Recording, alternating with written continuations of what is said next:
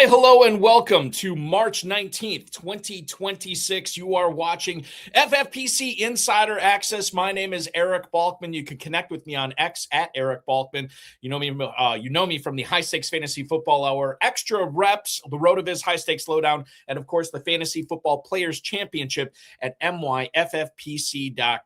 We've got a great show for you tonight. 2 full hours of nonstop fantasy football goodness with a heavy emphasis on the rookie class, because we got an expert on it tonight. So it's going to be a lot of fun, especially in the second hour.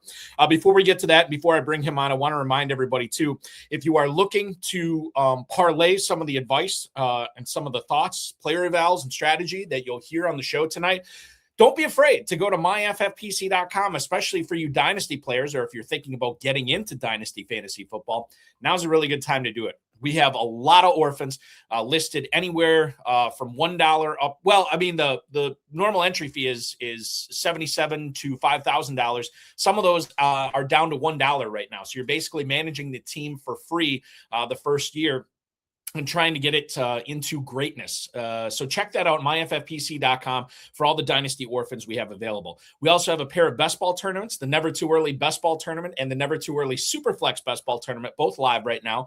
$40,000 and $10,000 grand prizes, respectively. Just $125 to get in, $35 to get into the Superflex version as well. And the Big Gorilla is back, $1 million grand prize, $350 entry fee.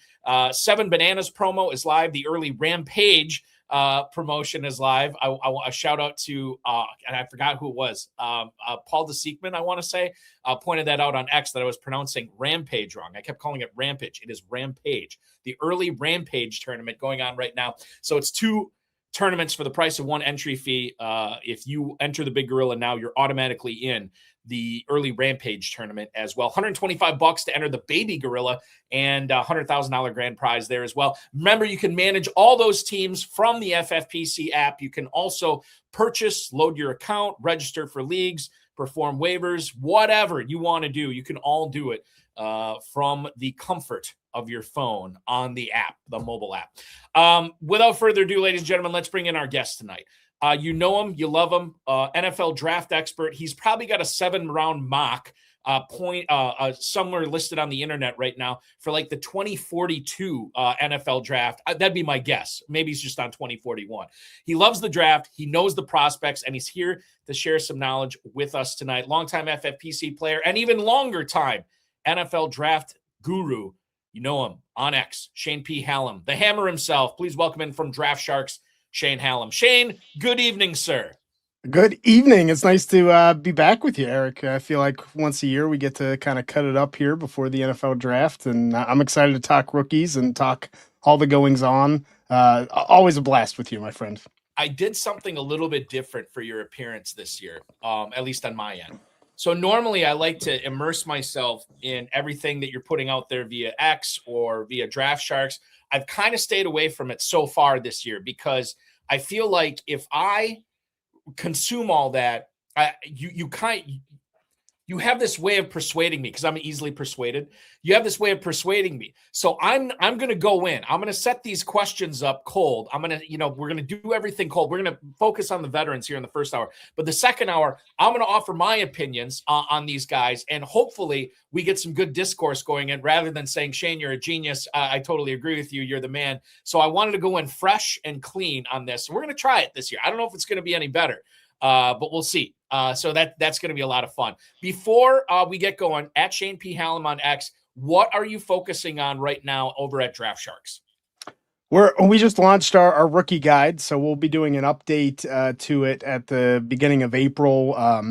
Expanding from 50 skill position players to 75 on our big board, both for Superflex and for one quarterback. We have profiles on every player in there, comps for every player in there.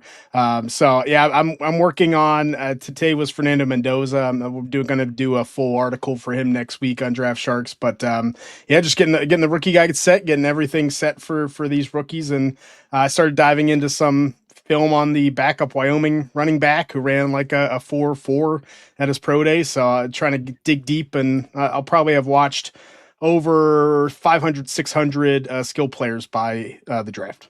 That's insane. And I should ask you this too, because I was joking about you already having a 7-round 2042 mock, and maybe that's not a joke. Maybe you might already have that. I don't know. At what point did you start kind of delving into this year's crop of rookies? Was it already prior to last college football season?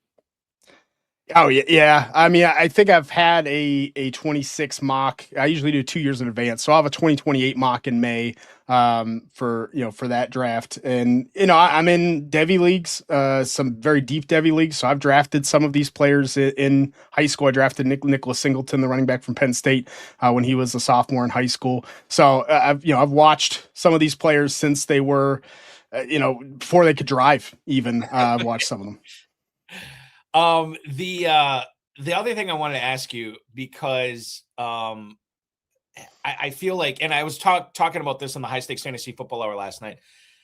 There's a narrative out there that people should be selling their 2026 rookie draft picks and trying to collect 2027 picks. Most of the people would say that the 2027 draft is better, but I don't think they know it. Most people. I don't think they know the 2027 class as good as you do. You play Dynasty. Is that a practice that you would encourage people to do right now? Try to get rid of your first round 2026 picks and try to get 2027 first rounders? I think it's a legitimate strategy. One Devy league or one Dynasty league that I'm in, unfortunately not on the FFPC though. I plan to do some startups this year and try this. I think I have 10 of the 12 2027 first, so I'm going to make a run for the other two.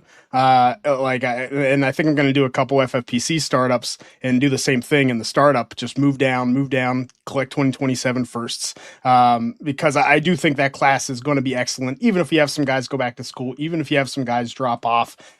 This 2026 class, I've kind of been preaching for a while. It's not as strong. And I think some of the we'll talk about it. Some of the receivers came through, but I'm still not as impressed as I want to be. Like, I want to kind of buy in, and I just can't at this point. And, it's a lot of it was because, hey, the quarterbacks went back to school and we had some extra guys go back to school. That means 2027 is going to be better. So I don't think you have to just sell them off for nothing. But, we have it reflected on Draft Sharks on our trade value chart for Dynasty. That 2027 first is a more valuable than, the 108 or 109 in one quarterback this year. Okay, that's interesting. That's good to know.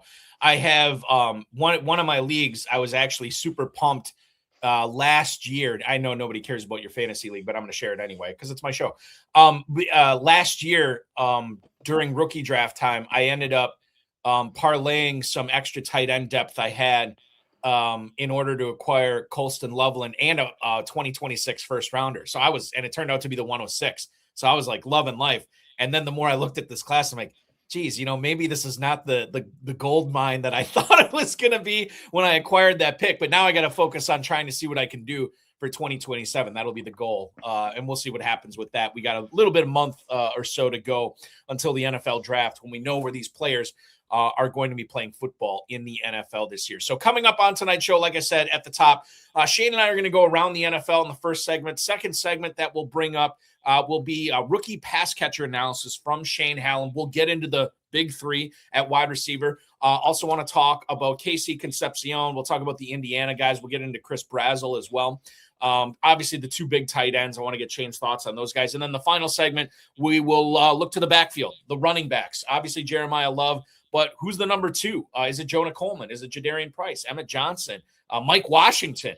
We'll get into all those players. And then obviously Mendoza and Ty Simpson we'll touch on too as well, as long as I don't ramble too much and we leave enough time to talk quarterbacks on this program.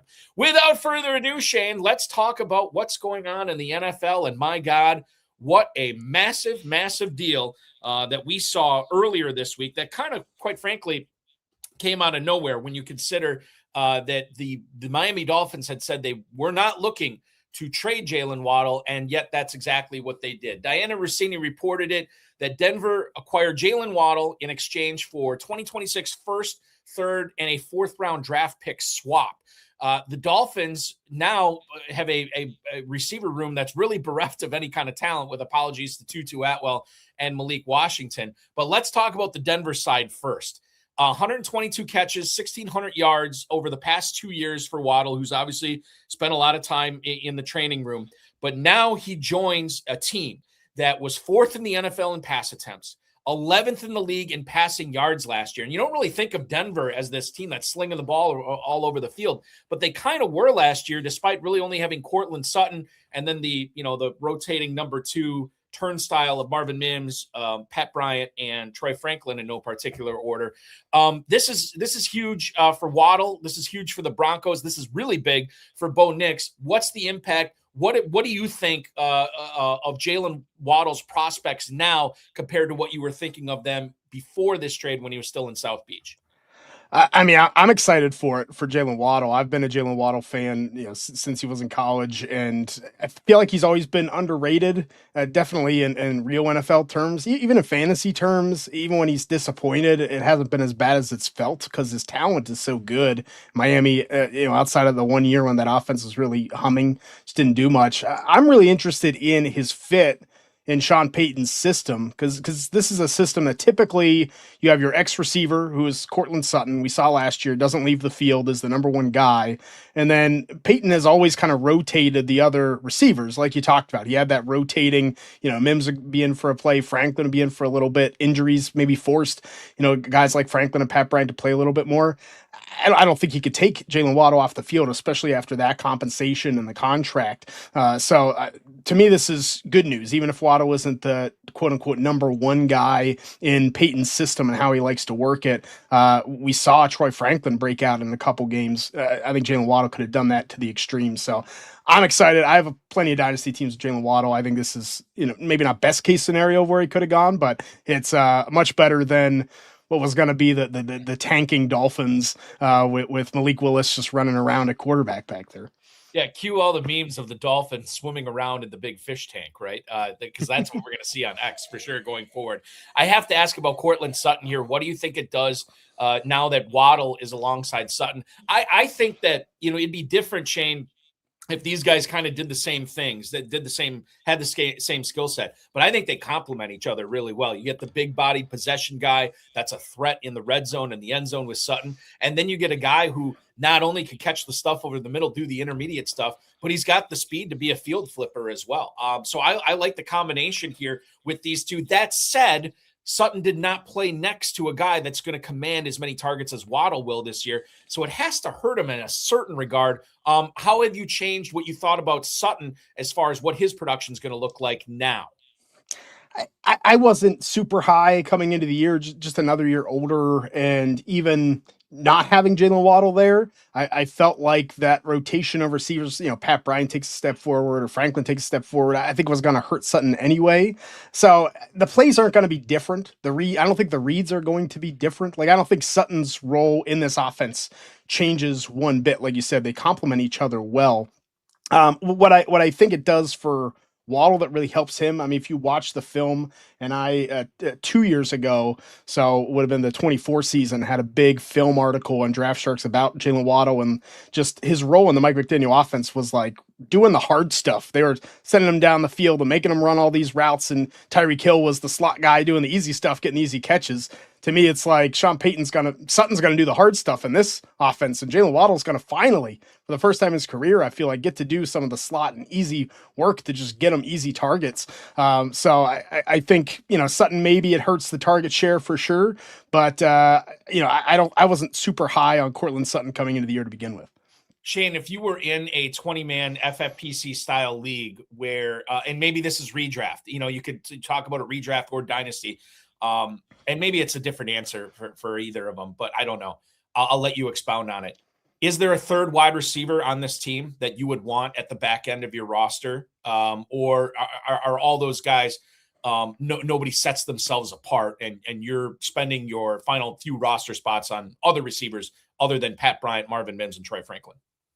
I actually like, from a redraft perspective, I'm interested to see where the ADPs kind of settle for them. If it's super low, then I start getting interested because, like you talked about, I mean, Waddle certainly had his injury issues. I do think we saw enough of Troy Franklin to say this is a player that it can have a spike game. So we're talking best ball. Then, I would like to take a shot on Franklin to fill in that role. I think Pat Bryant, they drafted in top 100 last year, is kind of the backup to Cortland Sutton, right? And so, I think when you start looking at number 3, number 4 receivers on teams, you gave the stats of the passing numbers for Denver last year. I feel like it's kind of underrated. People don't expect this to be a passing volume team, but an injury to one of those top 2, I think Bryant and Franklin, I like sticking on the end of rosters, and I'll certainly hold, maybe even trade for in Dynasty if the price gets super cheap. I can, move a 3rd round rookie pick for one of those guys. A guy who was, I think, mostly a back end of the first round, early second round rookie pick last year, who's been in the news, is Cam Scadaboo. On the Rich Eisen show this past week, Shane, he said he's fully back to 100%, or he will be fully back to 100% in just over a month. So he should be participating in OTAs. He said this past Wednesday is when he finally started resuming running. After that nasty ankle injury last year. He said his speed is at about 75% as of, mid-March is what we're looking at right now. He has not really exploded when he's been running yet, but he's focusing on jogging. He's focusing on striding right now, which I guess is kind of what you have to do when you're coming off a serious ankle injury. Here's what I want to do. I want to pick your brain on whether I'm reading too much inside the lines. Cam Scadaboo and Tyrone Tracy were a pretty good tandem last year. In fact, Scadaboo looked like he was a pretty good, potential bell cow on this team last year for a few weeks. Then he gets hurt. And yet we hear that the Giants are poking around the Kenneth Walker market before he ultimately signed with the Chiefs, which caught me off guard. And now I'm hearing, I'm not an insider, but I'm reading other people who are insiders and hearing from them that they might be in the Jeremiah Love business at the number 5 pick. Now, maybe Love doesn't get picked there by the Giants, and maybe obviously Walker is going to be in Kansas City. But the fact that not only are the Giants looking to free agency as well as the draft to potentially get a big-time running back, does this give you pause on how the recovery, how you think the Giants are treating this recovery, and maybe it's not going as well as we perhaps want it to, and that's why they're in the market here? Or is this simply the Giants doing their due diligence, doing some homework, and trying to add talented players onto their offense? I haven't made up my mind on this, but I am skeptical about the Scadaboo injury as a result.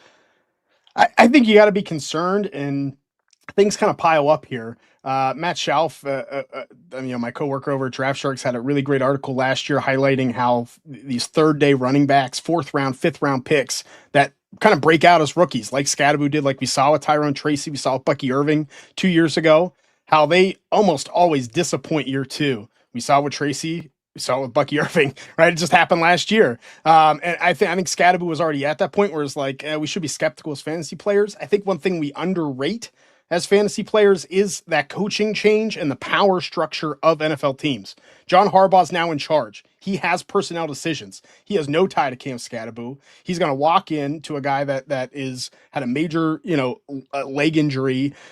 Maybe Cam Scadaboo gets up to snuff. He has no ties to either of these players. So we may have looked at Scadaboo and said, wow, this guy's good. The combo was great.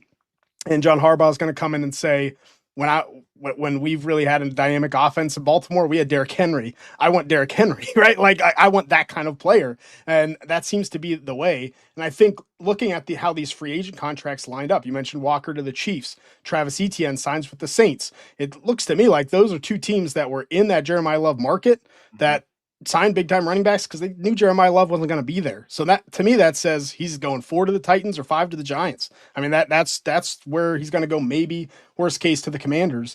So, I think we really, it's time in Dynasty to try to move Scadaboo before something happens. There's so many possibilities of bad things that could happen. Report that he's set back with the injury, or they draft Love, or they draft a running back even day 2, or even another 4th round, any of that, he's going to lose value. You almost have to sell out now. And I'd be really skeptical to take Scadaboo and redraft until we know what the situation looks like. If I was to ask you to put it on wax right now here on March 19th, Jeremiah Love's destination, If I narrow it down to the three teams you just brought up, Titans, Giants, Commanders, what do you think the percentage chance is in your mind that he ends up with, each of those teams? I'm gonna say I'll leave. Let's say I'll say 30% Titans, 30% Giants, and let's say 25, maybe 20% Commanders, and leave 20% for someone to trade up, something else to happen. Right. Yeah, I thought it was interesting. You mentioned it too when Walker went to the Chiefs, when Achane went to the Saints, when you had the Commanders kind of didn't do anything, but then all of a sudden they just started collecting all these running backs with Jerome Ford, Rashad White, and I feel like there's another one I'm missing. I feel like they got like 3 or 4 guys in there right now, which to me, and they let Chris Rodriguez go too. So to me, that was kind of like the Commanders, I think, can see the writing on the wall a little bit as well. That, listen, Love is probably going for, I was saying Titans this whole time, but now with this Giant stuff, I don't know, man, there's a decent chance that the Giants take him there. And, what better way to have your offense going in the right direction with Likely and Theo Johnson at tight end, with Malik Neighbors on the perimeter, with Jackson Dart under center, and with Jeremiah Love in your backfield, if you can make it happen. Now, the next thing I want to lead into on this is Malik Neighbors. Here's how I want to frame it. Darnell Mooney signs a 1-year, $10 million deal with the Giants. They also signed Calvin Austin. They also they let Wan'Dale Robinson go to the Titans, but they also extended Darius Slayton to keep him under contract for another 2 years. Now, I know they need pass catchers, right? Which makes perfect sense that you would add these guys. But the skeptic in me also wonders, we're not hearing super positive praise and reporting coming out about Malik Neighbors' knee injury recovery. I'm a little bit nervous about that. And then when I see the Giants bringing in all these pass catchers, including Isaiah Likely, my spidey sense kind of goes up a little bit. And Shane, I don't know if this is something where you take 90 cents on the dollar for Neighbors, but definitely in redraft leagues, I'm kind of thinking with all the talent where Neighbors is going in drafts right now, maybe I'm better off picking somebody else. I think Matt Schauf was actually talking about this on the last Draft Sharks podcast, where like it kind of makes sense to fade Neighbors a little bit. And Jared Smola might have been saying the same thing. Makes sense to fade Neighbors a little bit, considering where he's going and who else is going around him in redraft leagues, because we just don't know about this. And it's been very nebulous stuff, reporting from the Giants beat writers coming out, or lack of reporting coming out from Giants beat writers about how this recovery is going for Neighbors. I don't know, man. I'm getting a little bit nervous about Neighbors for 2026. I'm nervous too. I'm with Matt, and there's no reason to take that risk with where the ADP's at right now. On Draft Sharks, we have Malik Neighbors, wide receiver 13 in PPR, and he's going top 10 still. Just the players around him, the Drake Londons, the Nico Collins, just feel like they have similar upsides with not the long-term injury downside that could be happening to Neighbors. It just doesn't make sense until we have maybe another report and that ADP drops more. But like this offense for the Giants to me looks like Harbaugh's offense in Baltimore, right? You got the one receiver. If they draft an elite running back, they have the rushing quarterback, and then a bunch of pieces like Mooney and Austin and Slayton, deep guys, and kind of these guys on the periphery. But it wouldn't surprise me. There's just no reason to rush Neighbors back if there's any issue. I'm not touching him in redraft at this moment. Yeah, and I'm not saying I'm totally off him, because there's a chance that he could come down to a price where I'm comfortable taking a chance because of the upside. But right now, as I look at fantasymojo.com, Darren Armani, who puts together the Pros versus Joes competition every year, this is his website, at Fantasy Mojo on X. If you're playing in the FFPC, not only should you have a Draft Sharks subscription, you should have a subscription to Fantasy Mojo as well. As I look at the Never Too Early Best Ball Tournament ADP, Neighbors has fallen, Shane. He's going at the 210 right now. This is over the course of the last week for the ADP that I'm looking at. So more than a half dozen drafts here in the books. Neighbors, wide receiver 8. He's fallen behind CeeDee Lamb, Justin Jefferson, and Drake London. He is still going ahead of Nico Collins, George Pickens, Rashee Rice, and Chris Olave. And quite frankly, there's some warts on all four of those guys as well. But I do think that we're getting sorted to an area right now where I still think I'm picking those other guys, but I think you can make a much stronger case for taking Neighbors over those four rather than Neighbors over, London, Lamb, and whoever the other one is. I just Jefferson, yeah. So he's falling a little bit. Not quite there yet for me, though. No, not quite there yet. I'm with you. I would take Pickens, Rice, Olave, maybe even bet on an AJ Brown and just the upside of a new situation for him over Neighbors. Factoring in that risk, I think the ceiling for Neighbors is a top 5 receiver in the league, but there's no reason to take that chance, especially on an offense that I don't think the Giants are going to suddenly turn into a top 5 NFL fantasy passing game. I don't think that's going to happen. So there's still enough downside for me to take those other players. If I were to ask you, well, let's do this. Let's see how far you'd fade them. You tell me. I'm just going to go right down the ADP list here. Tell me if you take Neighbors over these guys, Teteroa, McMillan, Neighbors or McMillan. I would take Neighbors. Neighbors. We already talked about AJ Brown. Neighbors or T Higgins. That's close. I lean T Higgins, but it's neck and neck for me. And then Neighbors, Garrett Wilson. I'll take Neighbors over whatever the Jets are throwing on the field. Yeah, we get into the McConkeys, the Flowers, and the Devonta. Devonta Smith is actually interesting. I don't think I'd do it because you could get Neighbors and Smith if you wanted. But the great thing about drafting Smith right now, and I've been saying this the last few weeks, the great thing about drafting him is if you draft him in the 5th round, which is where he's going in the Never Too Early Best Ball tournament, at wide receiver 19, great. He's going to pay that off. But if Brown gets moved and the Eagles sign a lesser player to take his place and are trotting out a 3 wide receiver set of Devonta Smith, whatever receiver they're going to get, like Diggs or Juwan Jennings or somebody like that, and then Hollywood Brown, all of a sudden Smith looks a lot better than a 5th round pick. So that's the great thing about drafting Devonta Smith right now. All right. I want to move on here, unless you had another point. No, we're good. Let's go down to Tampa, Shane, because Tampa has had a bunch of busy little bees going on in their backfield. They let Rachaad White go, who ultimately signed with Washington. Kenneth Gainwell is now a part of the team, and they also chose to bring back Sean Tucker after it was reported earlier that they weren't going to tender him. They ended up tendering him, so he's part of that backfield as well. Gainwell gets a 2-year, $14 million contract. This is coming off a year where he caught 70-plus passes for just under 500 yards and got in the end zone 3 times via the air as well. I look at Gainwell and what he does in the passing game, and I can't help but think that is a hit to Bucky Irving. I look at, and you could probably tell me a little bit better, the prospect that Sean Tucker would have been had they not found this heart condition or whatever at the combine when he went undrafted. This is a player that had the chops coming out of Syracuse, if I remember correctly, and now he's in the backfield. All this considered, this is not really Bucky Irving's doing, but because of what they have in the backfield, and the fact that they're paying Gainwell $7 million a year now, I don't know, man. Like for what you have to pay to get Bucky Irving, I'm looking up his ADP right now. He is going as running back. He's fallen to running back 18, so he's in the 4th round. So maybe that's a little bit more palatable. He's actually going right ahead of Scadaboo right now. But I'm a little bit down on Irving. Maybe not as much as I thought I was now that he's a 4th round pick. But I don't know what your take is on this backfield, specifically the impact of Gainwell and Tucker on Bucky Irving this year.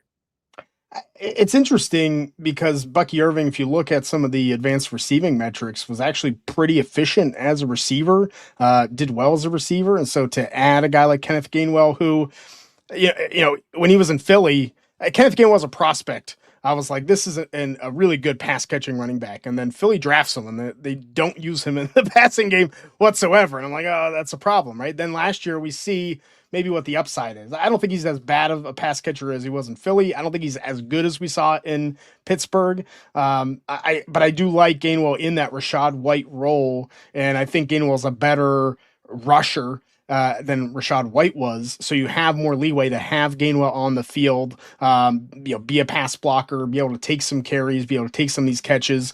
So I agree. I think for me, Bucky Irving, RB18 is fine. It probably I still probably wouldn't take him there. There's still probably some running backs that I'll take the DeAndre Swifts and Kyron Williams and Javante's, those kind of guys over Bucky. But it's probably around the wheelhouse. You just can't expect a bell cow role. I'm not a Sean Tucker guy. I got cut a lot of flack last year after his big game. I put out an article in Draft Sharks going over his film, and just that he really wasn't as great as the numbers indicated. But he's still going to get on the field. He's talented enough, like you said. Having the heart issue coming out of college made him fall in the draft. He probably would have been around 4 pick had he not had that issue. Maybe snuck in around 3. Certainly had some of the explosive tendencies, has some of the acceleration that works for him when the blocking's there. He's going to get on the field too. And I think we're seeing a lot of run games that are going to be kind of 3 different players, and that hurts everyone. It hurts us for fantasy. So yeah, Bucky, a little down on him. I think Gainwell, I'm interested to see where he kind of settles. He might be the one that's worth targeting in this backfield for the value. So I'll just tell you right now, as far as Gainwell's value goes in the Never Too Early Best Ball tournament, I'm looking at Kenneth Gainwell as why can't I find him? Here we go. Running back 36 at the 9-10 turn. This is Blake Corum, J.K. Dobbins, Jonah Coleman territory. That's where Gainwell's going. Curiously, one final point on Irving. Going not right underneath him, but fairly close to him. Both of the Ohio State rookies from last year, Quinshon Judkins, Trevion Henderson. Would you take either of those guys over Irving right now, Shane? I wouldn't. I think it's close. I think the upside of Henderson is probably higher than Bucky Irving, but just the Ramondre Stevenson effect we saw late in the year, I think the downside is too much for me. I think Judkins with a revamped worse offensive line that just doesn't interest me, as he's not catching passes. I think at least Irving will have a little bit of an effect there, but I'll take Irving over those 2. I want to move on and talk about Romeo Doubs, who inked a 4-year, $70 million deal with the defending AFC champion New England Patriots. Chad Graff, who covers the Patriots for The Athletic, stated that he's largely going to take over the role that Stephon Diggs played last year for this Patriots team.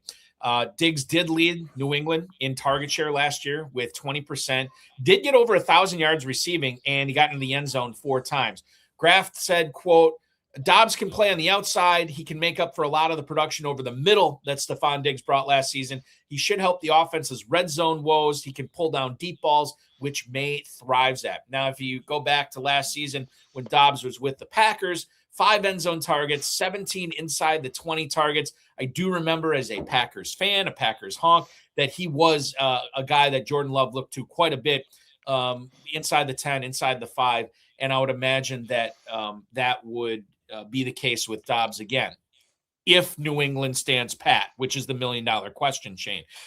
Certainly, I think New England is more than willing to go to battle with what they have in that wide receiver room right now. But I got to believe the wheels are turning, that they're still working on this A.J. Brown trade. You still have Deebo Samuel, Juwan Jennings out there in free agency if they want to add another piece there. Or they could simply draft a receiver in the second round too, or maybe even the late first round. I don't know what their thinking is, but this all reflects on, all these kind of like question marks with a lot of people, a lot of pundits believing the wide receiver room in New England is still a work in process. So how do we handle Romeo Doubs right now when you consider if you want to invest in him in the Never Too Early FFPC Best Ball tournament, it is an 11th round pick. He's going as wide receiver 47. Does that seem palatable to you? Does that seem like a target for you, Shane? How do we handle Romeo Doubs knowing that his role as it stands in mid-March could be very different than what it is in early September? I think the ADP is palatable to me. Like you said, I think the 11th round is not enough risk that if the Patriots do trade for A.J. Brown or draft another receiver, that you're losing out. You could probably tell me, Bulky, if you agree, but watching Romeo Doubs, I think he's a really good NFL player. but I don't see a target hog that's going to be, the number one for a team and turn into this, top guy that's going to get a ton of targets. Yeah, you can target him in the red zone or to help you get down the field. I think he's good at those jump balls, contested catches, but when I watch Dobbs, I don't see a player that's gaining separation every play and running all these different, route combinations. It feels a lot like Green Bay, where there's going to be a lot of options for the Patriots, even if they don't, just add a free agent instead of trading for AJ Brown. Drake May's going to spread the ball around. Keyshawn Booty's still going to get his. They're still going to want to filter in Kyle Williams onto the field and have some deep shots. Dobbs, I think, will be a fine best ball selection in the 11th round. But if he starts creeping up higher, then I'm probably out. And can we please not let the Patriots draft a receiver anymore? Can we just ban them from drafting? We'll just check bust next to the name if they do it. Trade for AJ Brown, please, so that you have a guy that can play. I think Bill Belichick even said as much. I don't know if he said it actually out loud, but he said something to the fact of we really struggle to evaluate rookie wide receivers, so it's just easier for us to, sign Stephon Diggs or trade for Randy Moss or whatever it was. And quite frankly, that worked out pretty nicely for him over the years. They have not had a whole lot of hits there with Jalen Polk and N'Keal Harry coming to mind. And God, I feel like I got to scrape off my tongue after saying those just awful stuff. Yeah. So Dobbs, I think for me, he's almost a target in the 11th round because the value is so good and the upside. It's not like traditional fantasy upside. I look at the upside that you have with Dobbs is if they don't sign anybody else, this is a guy that's going to threaten to get 1,000 yards like Diggs did last year. He's a guy that I think does a lot of things very well. I'm with you. I don't think he's ever the type of guy that's going to get 130 targets and just be the alpha for a team. I know Washington was looking at him being the 1B to Terry McLaurin, and ultimately New England paid more money for Dobbs. So, and I think we follow the money there a little bit. I do think we see a spike in production from Dobbs based on what he was doing with Green Bay, where he's fighting for targets from Watson and Tucker Kraft, two dynamic players there. And I know he's still fighting for target competition in New England, but I don't think it's as fierce. So I do think we see a step up for him. And the 11th round, man, I'm with you. This is a spot where you probably got to grab him. Speaking of the Commanders, not Bucky Irving. Rachaad White has left Bucky Irving in Tampa to sign with the Washington Commanders. It is a 1-year deal. I think it was only for $2 million or something like that. It was not a significant investment. We all talk, not we all, but plenty of people have been talking about potentially Brandon Ayuk and Jaden Daniels reuniting in our nation's capital because they were teammates with Arizona for the Arizona State Sun Devils. Well, Rachaad White was a teammate of Jaden Daniels in Arizona State as well. And now they are back together again. 42 carries, 8 catches in 2020 for Arizona State. And then certainly in 2021 took a massive step forward, both rushing and catching the ball. 182 carries, 43 catches. The Commanders are collecting running backs. I mentioned Jerome Ford, Ja'Cory Krosky-Merritt, obviously there still as well. I don't know if this is a situation, Shane, where we should target White because he's probably the biggest fish in a small pond there, right? Or do we just kind of fade the Commanders in general because this is going to be crazy mash them ups, mix them ups with the depth chart on a week-to-week basis, and we're never going to know the right guy to go with. Certainly, you don't have to pay up for any of these guys, but if you could let me know who the Commanders running back is to have on your fantasy team this year, I certainly welcome that knowledge. Look, I think it's easy, right? It's Jane Daniels. That's the running back for the Commanders I want on my team, right? I mean, I don't know. That's what this says to me. Jaden Daniels is going to be the RB1, and everyone else gets to pick up the scraps. I traded for a lot of Rachaad White in Dynasty because I thought the NFL would really like his pass blocking. I think he's one of the best pass blocking backs in the league and one of the best pass catching backs. He can't run worth a lick, but those two things are enough to get you on the field on those third downs and those key situations. So I think White is probably the biggest target for me. If I have to pick one of these guys out of a hat. Yeah, the Commanders still could add a running back. We talked about Love, but even day two, I think they have a shot to draft one. The Jerome Ford contract, the Rashad White contract are not guys they have to lock in. Ja'Cory Krosky-Merritt probably is the big winner from this free agency that we didn't get.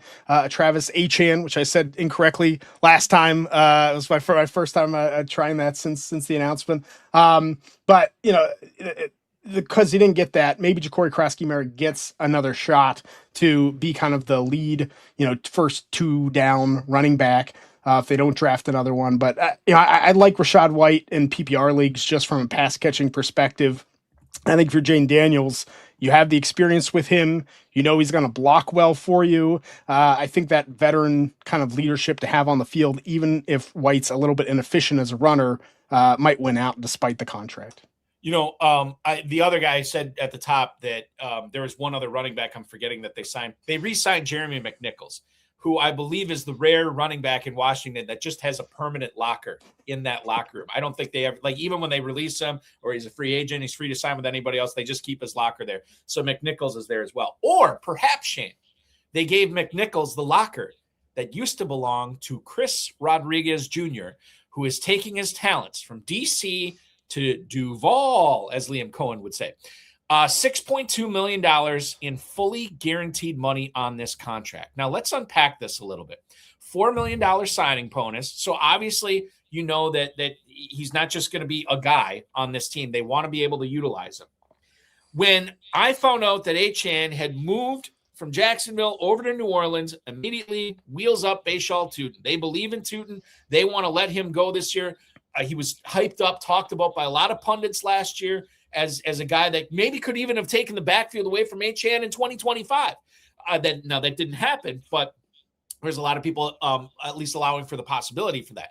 So now, obviously, that Achan moves on and you have Tutin here, we should be doing everything in our power. And I'm saying we, as in me, this is my reaction. We should be doing everything in our power.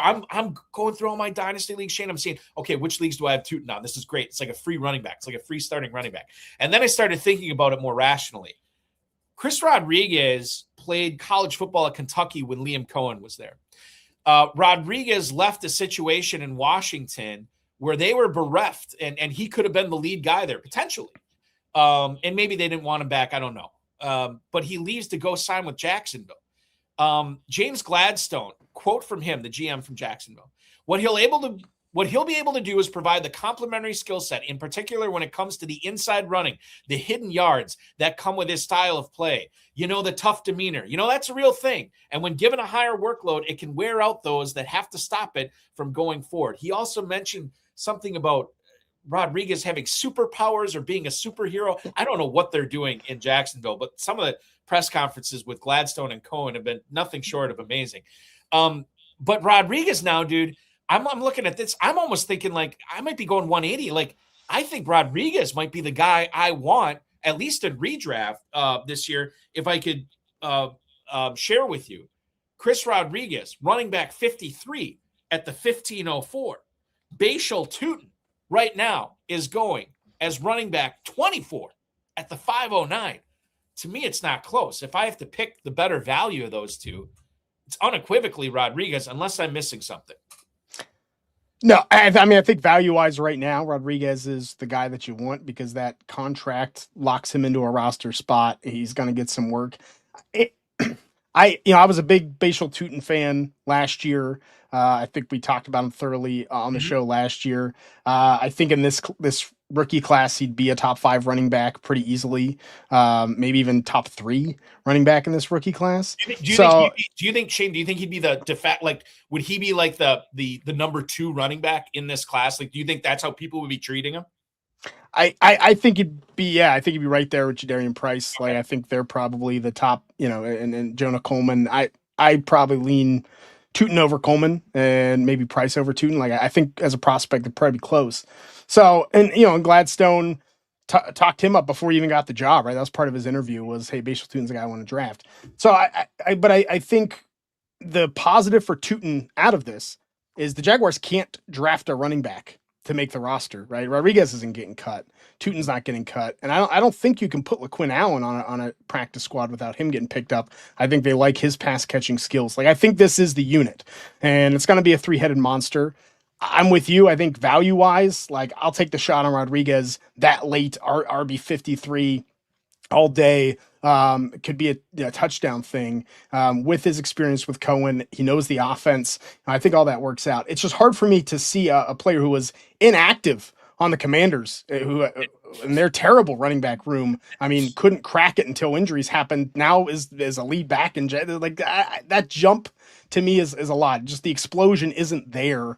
For Rodriguez to be, I think, a consistent 3-down running back. He breaks tackles well, but when you're smacking into the defenders every time, you're gonna break some tackles. You're a big guy, so I think Tootin's gonna be the lead back. I think Rodriguez will get a lot of the short yardage work, maybe snake those touchdowns, and us Tootin managers will all get mad. And I think LaQuinn Allen will do some of the pass catching work, and we'll be frustrated by the backfield for sure.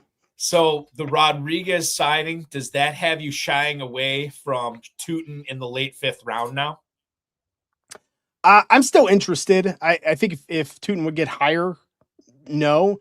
But right now, before the draft, I'm interested because I do think Tootin's value will increase when they don't draft another running back. Yeah. I think people start to creep him into the 4th and see the upside. You know how that goes sometimes. I think there's still a little trepidation, but I think the contract and situation means like these are the 3. And if that's the case, then I still like Tootin. If he shows that full, well-rounded skill set, I think it'll be tough to take him off the field. I know I'll be watching with Ernest to see not necessarily what the Jaguars are going to do in the draft, because I'm with you. I don't think they draft anybody. Free agency's been picked clean. What I'll be watching for is how this ADP shakes out in early May, once we kind of know, like, unequivocally, this is how it's going to be. And if you want to get ahead of it right now, take advantage of drafting Tootin, take advantage of drafting Rodriguez right now in the FFPC Never Too Early Best Ball Tournament, viewers. That's a shameless plug. The Minnesota Vikings have inked Kyler Murray to a 1-year deal.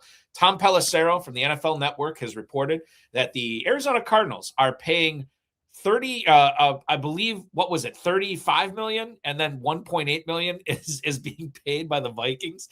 So what's wild to me is the hate for Kyler Murray, Shane. Everybody and their mother is just like, this guy is, it's like Will Levis stuff. Like we were saying stuff about Will Levis, like these slurs that are being hurled at Kyler Murray right now, was the same stuff that people were saying about Levis and Josh Rosen. And I don't think he's at that level. And now he gets into a situation in Minnesota where he's throwing to Justin Jefferson, Jordan Addison, TJ Hawkinson, Aaron Jones, and certainly we'll see what they do in the draft. They got to replace Jalen Naylor. I think this is a good situation for Murray, and you do have, I believe, a pretty talented coach there who has worked wonders with sort of rehabbing these young veteran quarterbacks and squeezing more goodness out of them. He couldn't do it with McCarthy, but I'm not going to hold that against him, given what he's been able to do with Darnold and some of these other guys that had like Nick Mullins and these other guys that had no business being under center in the NFL. I'm kind of in on Kyler Murray when you consider that he still has his legs under him. He's still fresh. He's still young. He's going to use those to his advantage. I think Minnesota's offensive line has gotten a little bit better here this year, at least healthier for 2026. I don't know. I think Murray is, as Matthew Berry would say, the hate has gone too far on him. I think people need to start waking up and understanding that Murray might be maybe not the greatest NFL quarterback, but there's some fantasy goodness to mine here. It's just funny to me because if he was a late 1st round pick instead of the number 1 overall pick, I think people would love Kyler Murray, right? Like they have people be like, wow, so much better than we thought. I'm on board. Draft Sharks is on board. We have him as QB 15. Wow. I think he's a potential league winner. This is a guy outside of last season was a top 10 fantasy quarterback points per game every single year of his career, except last year. Right. Like, and like you said, weapons are better. Best he's had, just about a system, best he's had. If he wins that job, I think that's the only downside is you think, well, maybe they stick with JJ McCarthy. I don't think they would have made this signing. I don't think Carson Wentz is winning the job. Like, yeah, this is kind of a Russell Wilson Steelers situation where you don't have to pay him anything, but you're getting, the quarterback that you plan on starting for almost nothing, and you can let McCarthy sit. I'm in. The rushing for fantasy is so good. I think he's going to be able to get the ball to Justin Jefferson a lot better than we saw JJ McCarthy last year. I'm in on Kyler Murray. There is a glut of quarterbacks going from quarterback 17 to quarterback 21, including Murray in this. I'm going to read off the other quarterbacks in here. You tell me if you would draft any of these guys over Murray. And those 4 quarterbacks are Jordan Love, Baker Mayfield, Tyler Shook, and Malik Willis, who actually Mr. Bakes a lot, just chiming in, saying he'd rather have Willis than Kyler Murray. But would you draft, Shane, any of those 4 quarterbacks over Murray? Willis, Shook, Mayfield, Love? No. Nope. Not a question to me.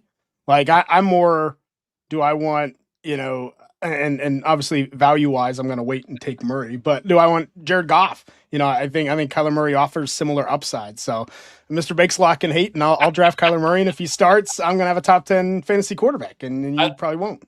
Yeah, exactly. Well, there's a chance of that. Yeah, he wants all those guys over Murray. I wonder, like, if we have to get down to like the Jacoby Brissett's and Fernando Mendoza's and Aaron Rodgers of the world, and then see what Bakes wants to do with Murray compared to those guys. Last point I want to do before we take a break. We touched on the Eagles situation before. Philadelphia's trying to solve this situation with their third wide receiver. And maybe they've finally done it here with Hollywood Brown. It's 1 year. It's $6.5 million. Jordan Schultz, NFL insider Jordan Schultz reporting on this. Shane, is there anything here with Hollywood Brown in best ball leagues? Is this a player that we want to be in business with, or have we just sort of seen like kind of what he is and what he's going to be for the remainder of his career? He gets another year older every single year. I would imagine that at least a half a step, probably that's what you lose over the course of a year-to-year basis now at his age in the league. I'm not terribly excited about it. I think the only thing that would get me excited is if Smith or Brown were to go down, or if Brown gets traded, then I think we might have something there. But as it stands right now, I don't have a whole lot of excitement over this signing, even though it was formerly a big name in fantasy football, going to an offense that should rebound this year. I'm not super excited. I wouldn't mind having a little best ball of Brown. Like you said, if they do trade A.J. Brown or Devonta Smith gets hurt, we saw 2 years ago Hollywood Brown have a couple spike games with the Chiefs.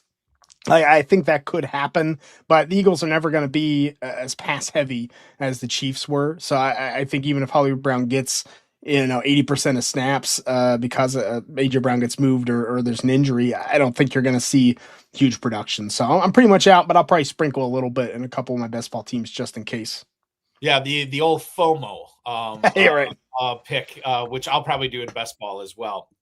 Okay, this was great stuff here. What I want to do, Shane, is we're going to take a break.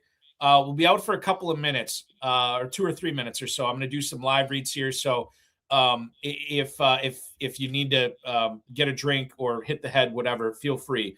But when we come back, we're going to go hard on these rookies, okay? And we're going to lead things off with the wide receivers.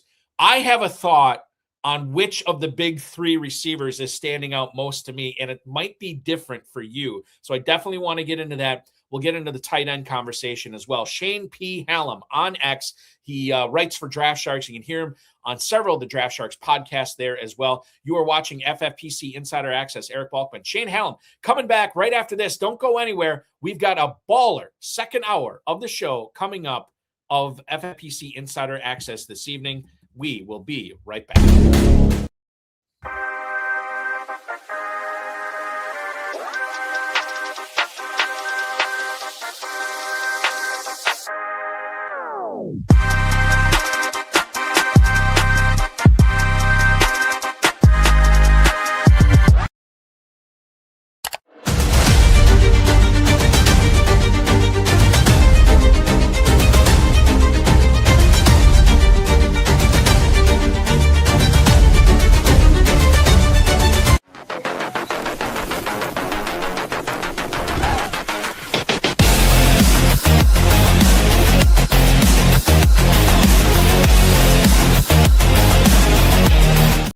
If you've ever wanted to play high stakes fantasy football, but the entry fee was the barrier for you entering, check out the Baby Gorilla. $125. That's it. And you can win $100,000. Great stuff with the Baby Gorilla this year. Check it out. Of course, you can play the Big Brother contest as well. The Big Gorilla, $1 million grand prize, $350 entry fee. The 7 Bananas promo is live. Every time you get that 7 pick multiple times in a row, we're going to give you a free team. You get it twice in a row, you get a free best ball team. If you get it 3 times in a row, you get a free main event team. 4 times in a row, $10,000 high society entry, which we gave away one of those last year and came this close to giving away a jungle safari for 4 if you get that 7 pick 5 times in a row, or $50,000, whichever you prefer. That's what you get with the 7 Bananas promo with the Big Gorilla. And don't forget, you are registering for the Big Gorilla in the first 200 leagues right now, which means you're automatically entered into the early Rampage tournament as well. 2 grand prizes for the price of 1 entry fee. Check it out with the Big Gorilla. Of course, the Never Too Early Best Ball Tournament, Never Too Early Superflex Best Ball Tournament going on right now at myffpc.com. The Never Too Early Tournament features a $125 entry, $40,000 grand prize. The Superflex version, $35 entry fee, $10,000 grand prize. The hook, you got to get these in before the NFL draft starts. You basically have a month to do this. 1 month away, because once the NFL draft starts, those Never Too Early tournaments close. Get in while you can. And if you want to play fantasy football every single day of the year, Dynasty Orphans and Empire League Dynasty Orphans available now at myffpc.com for as little as $1. Check them out. We're adding new orphans every single day.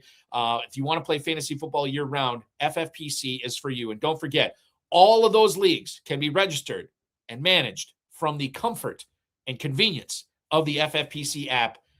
For Android and for iOS users as well. Register now at myffpc.com.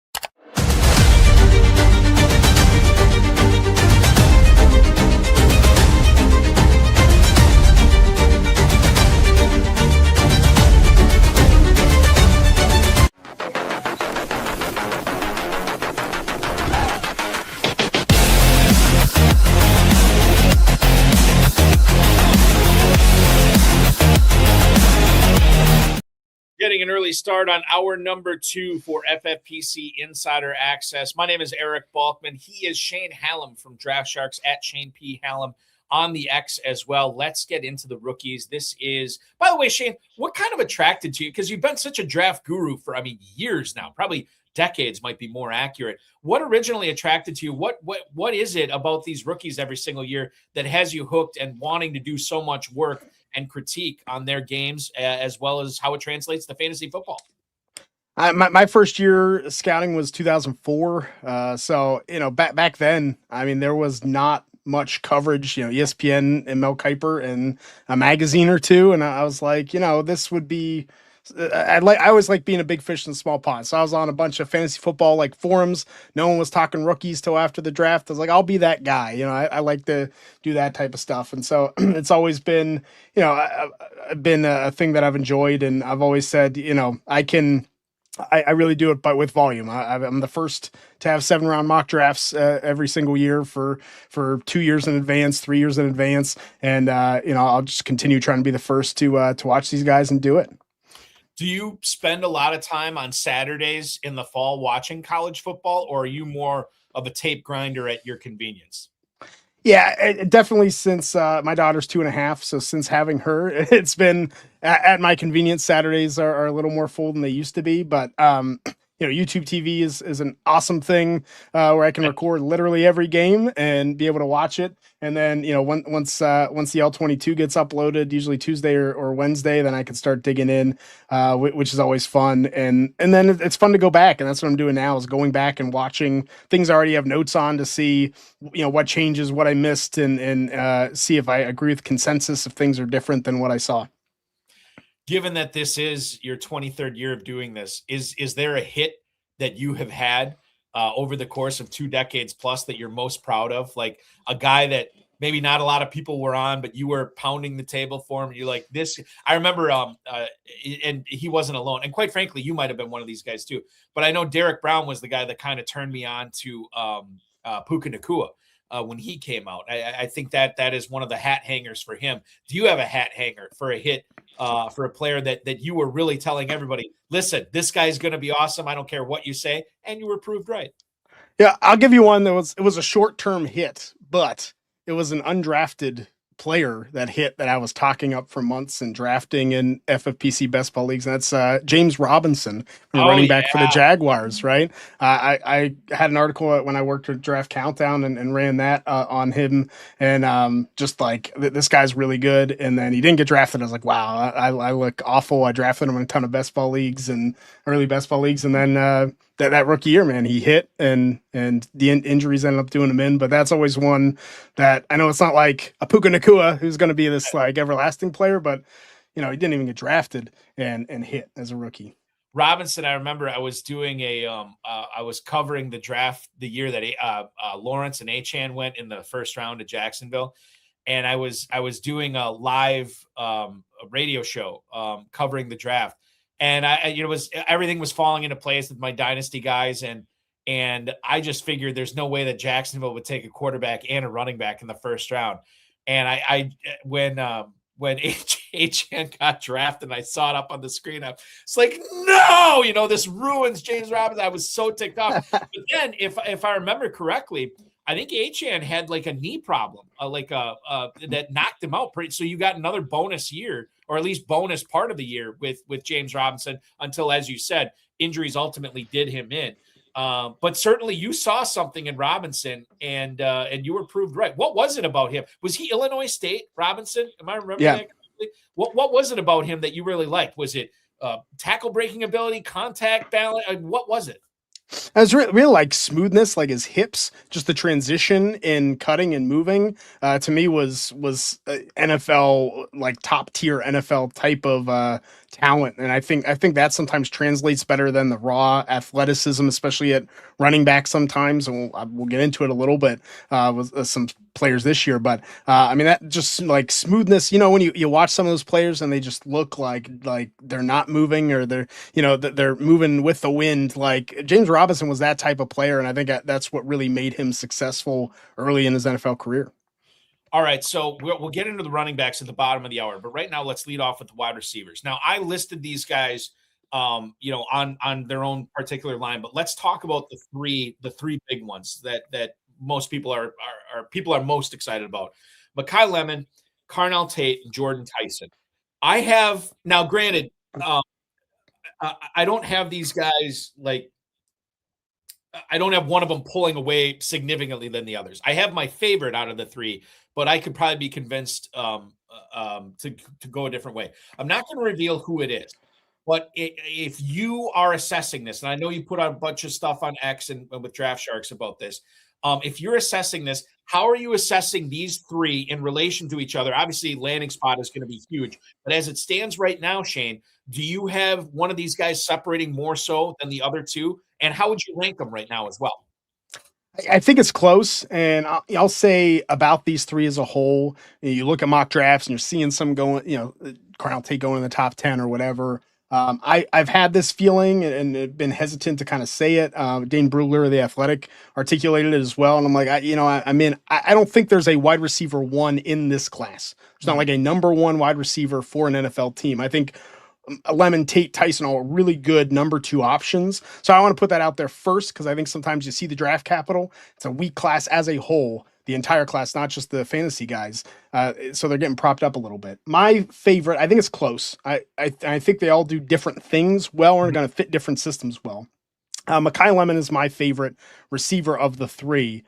I think he will be the third one drafted, maybe even fourth receiver. I could even see him falling further, because Mekhi Lemon is an elite slot wide receiver. And we saw last year the trend really kick up. It was already trending that way, of less teams using the slot wide receiver, more 12 personnel tight ends. So it's going to be a specific system that's going to want Mekhi Lemon, whereas Carnell Tate and Jordan Tyson, I think, will fit more teams. So there'll be more teams that have them on their boards. I think Mekhi Lemon, to me, flashed some outside ability in 2024. Really, the slot stuff is what worked for him in 2025, but really reminds me of CeeDee Lamb as a prospect. You remember CeeDee Lamb fell further than most people thought because was a slot wide receiver. Mike McCarthy ends up drafting him, who needs a slot receiver as well, again, for Pittsburgh. But I think Lemon, is elite after the catch, really hard to bring down, really savvy at looking not just at the guy in front of him, kind of the old Barry Sanders of looking at the next level and knowing how can I beat that guy? I'll beat this one. And I think Mekhi Lemon does that so well after the catch, really quick off the snap, and his footwork's so sharp.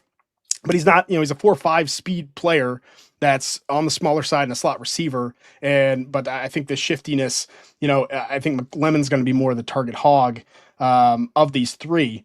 Whereas I think like Tate, I think talent-wise, you could argue he's the most talented and probably why he'll be the first one off the board. He's big, he's tough, he's long, he makes those tough catches. He has kind of the power after the catch that makes him hard to bring down. He's going to pick up extra yardage. But I just fear the fantasy upside. I don't see him as a player who, he has like a good slant. He can get some separation, but it's not always consistent. I think Tate's an elite, downfield kind of contested catcher. George Pickens, which we've seen some of the upside for Pickens. I think that was my comp in the Draft Sharks rookie guide for Tate. But it's going to be a lot of deeper throws to Tate that I think he's going to win. I think that can have some big games and some disappearing games. And then Tyson is probably the hardest for me to peg. I think his upside and downside are a lot more extreme than the other two.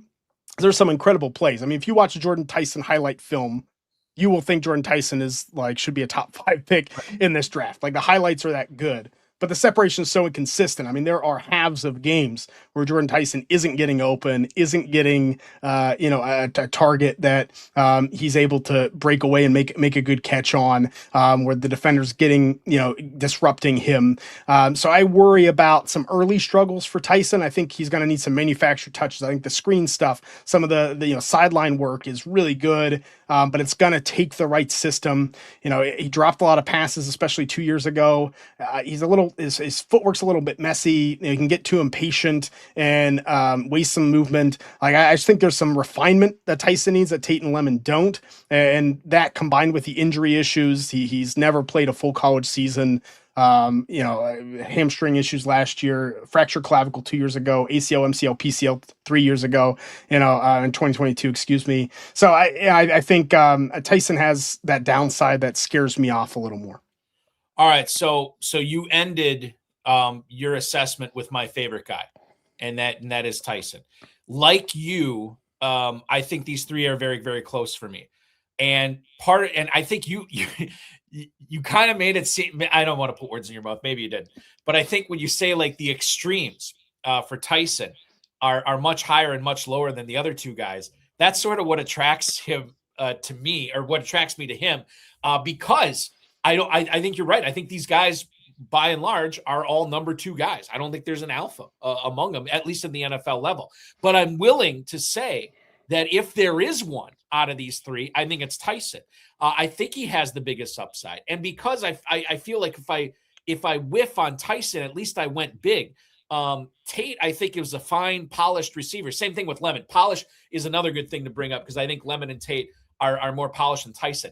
Well, can't Tyson get the right coaching and the right seasoning to get there, right? At least that's what I believe. And I'm sure you would agree that certainly that's in the realm of possibilities.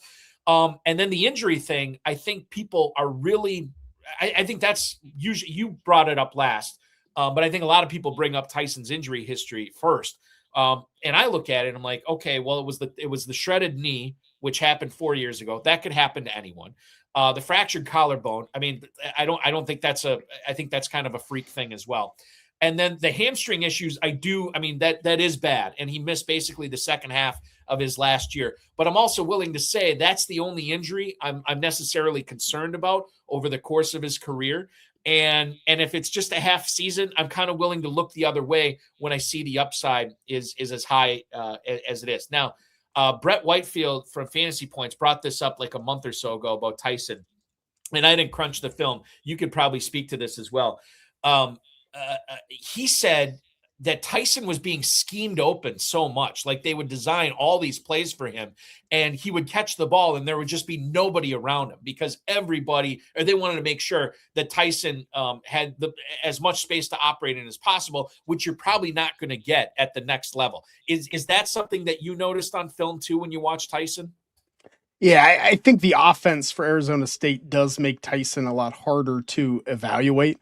Like, the Ohio State offense, we've been able to evaluate receivers fairly well from there. Is pretty, pro ready style scheme. Like, what Carnell Tate's going to be. Like you said, Tyson, the offense at Arizona State, I mean, that's literally what they had. He was the weapon that they had the past 2 years. And so it was about getting him, a lot of screen stuff, a lot of mid screens from him. So, you have to man him up. You have to have a corner there. A lot of times you're shading a safety over. And if he runs a mid screen, now those two DBs are out of the play. You have blockers. It was just really built for him to get those touches. And that's why, I think, could that happen at the NFL level? It could. And that's why I worry about if, it is going to be about team. Does a team put him in a position to be that guy? Or are you going to draft him and say, okay, now you got to learn and catch up on everything and be a real NFL receiver and run a full route tree and do all this? I think that's a really hard thing to get right off the bat. So, I think all three are good. Like, I'm happy getting any of the three in a rookie draft. I'd rather have the 105 than the 104 instead than the 102. Yeah. Tyson could be one of those guys, now that you explain it that way. He could be one of those guys where you don't draft him, but then you go to the Tyson owner in 2027 and say, hey, maybe you want to get rid of Tyson here. Certainly he didn't pan out the way that Lemon and Tate did. And then you could, and he makes that sophomore leap. There's a possibility of that as well. Okay, I want to move on and talk about Casey Concepcion here. I think it was Pat Thorman. I could be wrong on this, but he posted something on X about this knee scope that Concepcion had earlier this week. Mike Garofalo said he's expected to be 100% for rookie camp. The report was that this was a routine and preventative surgery. And I think it was Pat that said there's nothing, anytime you have surgery on your knee, it's not routine and it's not preventative. So I think that he had his eyebrows raised on that. Do you have your eyebrows raised, not only in the surgery, but Concepcion in general, as it seems like he's probably going to be like a coin flip, whether he goes in the first round or early second round? Shane, your thoughts on Casey Concepcion as it pertains to the knee surgery and sort of what he's going to be at the next level? Yeah, I'm not too worried about the knee scope. I think knee scopes happen a lot more than we find out about. I think this happens for a lot more players than we think, right? If you have, some tissue built up there, or you have an injury that's kind of lingered, like it's an easy way to just kind of clean out. And, and usually we don't find out about it and then someone, leaked it. So that I think that's a lot of the case, especially for college guys. Concepcion's tough for me. I think he's going to be a better NFL player than fantasy player, which feels so passe to say, I guess, about a prospect. But it's my comp in our rookie guide was Percy Harvin as kind of an upside comp where you're going to use him in a ton of different ways. Concepcion's so athletic, so fast that you're going to want to run, get the ball in his hands and do a bunch of different stuff with him, do reverses, do some of that kind of thing. I mean, watching Concepcion, he is always open because he is so fast and quick. If you try to man him up, he's really good at getting open.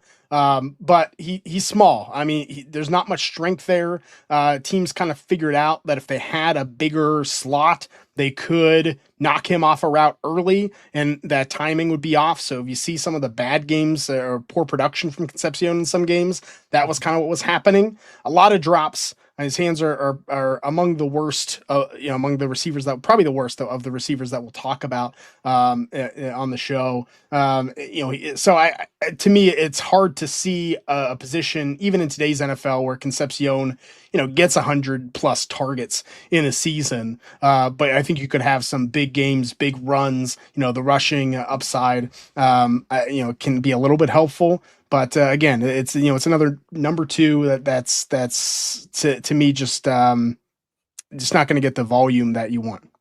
You got to wonder too, with regards to Concepcion's poor hands, I don't know if it would have happened in high school or maybe in college, where they're like, boy, he's so good when he's got the ball in his hands, but he just can't catch it. Maybe that's where this whole handoff started. We're like, let's just start handing the ball off to him. He can't end arounds every game. Here you go. The trade that Miami made with Denver, I think, is interesting for a lot of reasons, but interesting in the fact that Miami now owns the 30 pick of the draft. And right around there, they could take a guy like Concepcion. They could take a guy like this person I'm going to bring up right now, Denzel Boston, who declared for the draft out of Washington. Obviously, Washington has had some pretty good receivers come out of there over the last couple of years. 56 catches, 755 yards, and 10 touchdowns, 2.44 yards per route run in the 2025 season. Boston has the size. I think Field Yates was saying that he could be a big slot type guy in the NFL, which I think is exciting. I think that's another reason I like Tyson too, where he can play inside, he can play outside. Maybe Boston is the type of player that could do that as well. He might be a late first round pick. I did draft him late in some best balls already. And obviously, if I'm doing that, Shane, I'm of the belief that he's going to contribute to whoever drafts him right away, year one. Do you see it the same way for Denzel Boston? And what kind of a dynasty asset is this guy going to be over the course of the first few years in the league?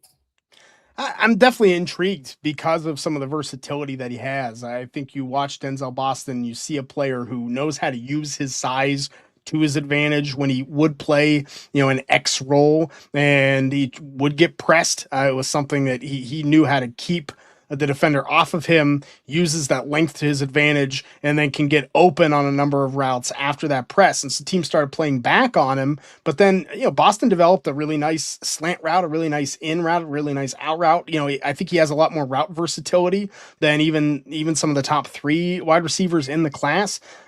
He's just good hands, really good catch technique. Has a little later breakout than some of these others, like you said, because he was behind guys that got drafted in the NFL in Washington, including another receiver in this class, Jeremy Bernard, who transferred to Alabama.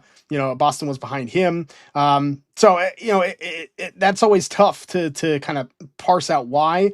But I do think that the downside for Boston, he's not going to do much after the catch. Even with his size, he gets tackled pretty easily. So I think you're looking at a guy that maybe can command a little more targets from that big slot. I think the right team that has a pass first offense, I think we could see Boston have a pretty good impact. So dynasty wise, I mean this wide receiver class, these 5 to me is the 102 through the 106. I mean I think you're drafting these receivers and maybe the next guy that we talk about right in that range before any running back, and maybe in the FFPC you're going to take the top tight end over some of them. And who is that top tight end? We'll get into that in a little bit. Before we keep going, Shane, because I hear people talk about the depth of wide receiver in this class, the depth is really good. And to me, when I hear that over and over again, it makes me think that the talent is kind of flat in this class. Do you see it as sort of like a flat, like this does not start way up here with the elites and then have a sharp decline down to the rest of the guys? Do you see more of it as like a smooth kind of flat curve when we talk about the guys that are going to be going in the mid first round to the guys that are going to be going in the mid second round? Yeah, I tweeted a couple weeks ago that I'm watching this receiver class and it's so deep and I want to like them and I just don't. I think that curve is just so smooth down that and it starts lower that it's none of them. There's a couple guys that I'll swing the bat for, right? You'll pound the table for and think have that upside. A couple are going to work out, but there's just so many. I don't say negatives because I don't think the negative list is that good. Just you don't watch most of these receivers and think, wow, this guy could be a star if this is corrected or this is fixed. I think a lot of them are capped out. And it's I think part of the NFL draft today, we're getting guys that have been in college 4, 5, 6 years coming out. I think we know who most of these players are already. You know, I mean, how many? We don't have too many early declares here, 3-year declares here. So that's the tough part I think about watching them is it feels like there's not a lot of room for growth for a lot of these players outside of I think like Tyson and Lemon, and the next guy that we'll talk about. I think those are really the only ones that I feel like are going to grow and get better. And to me, a second round, third round pick that doesn't get better is going to be really hard to make a fantasy impact right away. Do you, in your last mock draft that you did you have 5 receivers or 6 receivers going in the first round? I had 5, and I might not know who those 5 are, but that feels like a good number. And when we get in the running backs, I'll mention it too. But and I'll keep saying it. This whole class is not great. Like it's not just the skill guys. Like there's positions, edge, linebacker, safety. I'm like, okay, it's pretty good. But like as a whole. And so when you see a guy go 6th, a wide receiver go 6th in this draft, it is not 6th in every other draft. And I think you got to keep that in mind. Sometimes we just say draft capital. Like this is, we put that bucket out. And I think this bucket this year to me is a lot different than a lot of years. Omar Cooper Jr., we've been teasing him. Let's talk about the Indiana guys. A lot of speed here. Obviously championship pedigree played. Although I will say he was, and I can't remember the other guy. You probably know. Who's the guy who really came on for Indiana? Younger guy. He's not in the draft this year. Charlie Becker. Yeah. Charlie Becker. Yes. That guy, along with Cooper and Surratt, I think it was, and with Mendoza at quarterback, it was such an awesome attack that they had. But Cooper seems to be picking up steam amongst a bunch of the pundits right now in draft circles. And I think it is because of his speed. He's a guy that could sneak into the first round as well. But Cooper, besides speed, Shane, what else does he offer us that we should care about for how good it's going to make him as a fantasy asset? I think he is a really smooth mover. Like that first step is so explosive and he transitions into the route and into his cuts so smoothly that it's really hard to cover in man coverage. And I think even in zone, he really knows how to find that hole in the zone or gets lost kind of behind that second level or third level sometimes because you're not expecting him to move as quick as he is. I think Cooper still is a little more athlete than football player. Like I think there's some refinement there. And so that's why I said, I think he's one of those players that I look at, I'm like, oh, there's improvement that can be made here for already a pretty good player. So he's still raw. He's not very physical. I think that's when he would get into trouble is when he had, corners or was up against linebackers that could get physical with him.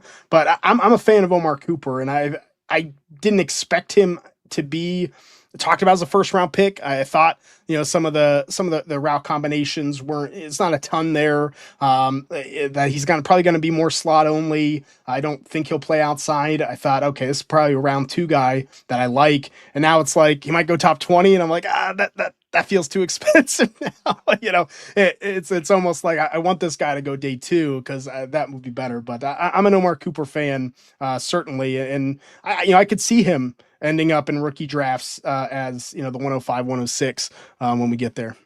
Does he ever top out in the NFL as a top 20 wide receiver fantasy-wise in his career?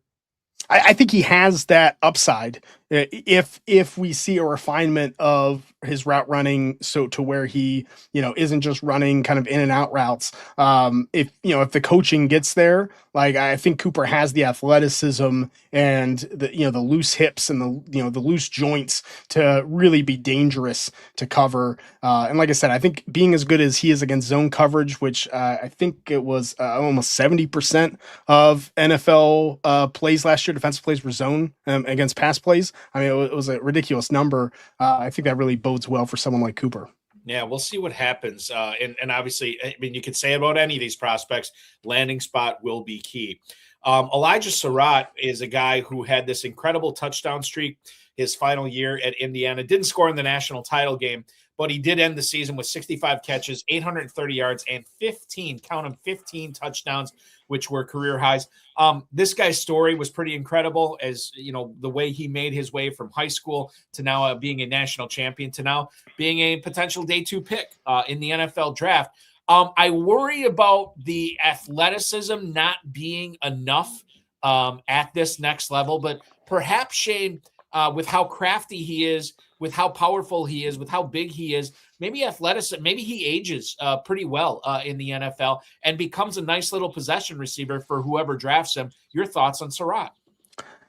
He's interesting because I think that's how he's going to win. If he's going to work out, it's going to be with the kind of the power, the physicality. I think he's one of the better contested catchers in the draft, which is not an archetype I love to bet on in fantasy. We certainly have guys that can hit like that, and when they do, they have top receiver potential.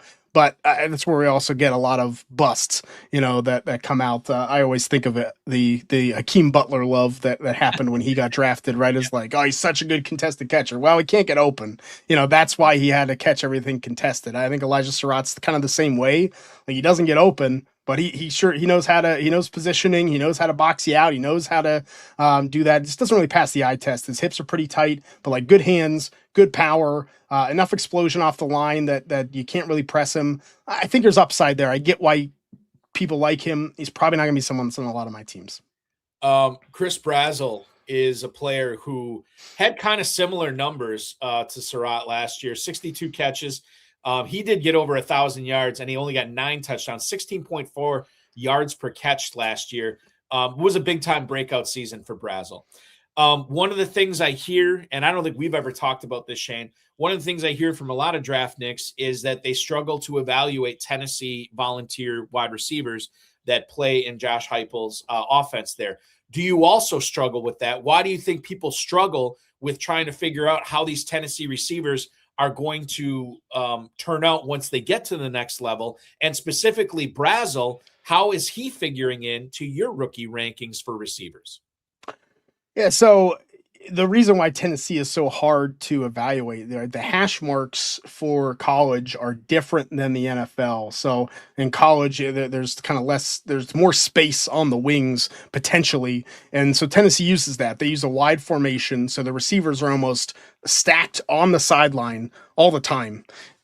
And that's just not something you can do in the NFL with where the ball's placed. It's going to be much harder to hit those passes than Tennessee kind of builds their offense. So, someone's going to get open. Like, it's really hard to cover 3 guys in a stack all the way against the sideline. I got my 3 corners all button up against each other. How do you really cover that? And so when you have a really good athlete, we saw Dante Thornton last year. I think Chris Brazel's in a similar class of this kind of big, long, fast athlete who is really hard to cover when you're working through traffic as a DB. That makes it really tough. That's why that production came. I think Brazel's a little more refined than Thornton. It wasn't just like run straight and we'll get the ball to you. Brazel could do a lot of different things. They did a lot of screens with him. They had some middle of the field stuff for him. But it's definitely tough to know if a player has a good feel for the receiver position, and if they've played in that system for a number of years, it's hard to trust that they have a good feel for the position. You're not learning NFL style offenses and talent. Who knows, maybe roles change in 10-20 years and we get something similar in the NFL, but for now, I like Brazel, but I think he's not someone I would draft in a redraft rate. I don't think it's going to be a year 1 hit. But he could be a player down the line that finds a role because of that athleticism, size, speed, stride is all really good. Moving on to the tight ends here, with apologies to the Bells. We will not get to Chris or Skylar tonight. Kenyon Sadiq leads off at tight end. And I guess there's, and we'll get into this with Jeremiah Love. There's been so many people speaking effusively in praising Sadiq and Love. I want to talk a little bit about potential warning signs, potential red flags, because with the FFPC tight end premium scoring, there's going to be a lot of people falling all over themselves to draft Sadiq in the early to middle part of the first round of rookie drafts coming up in a little over a month.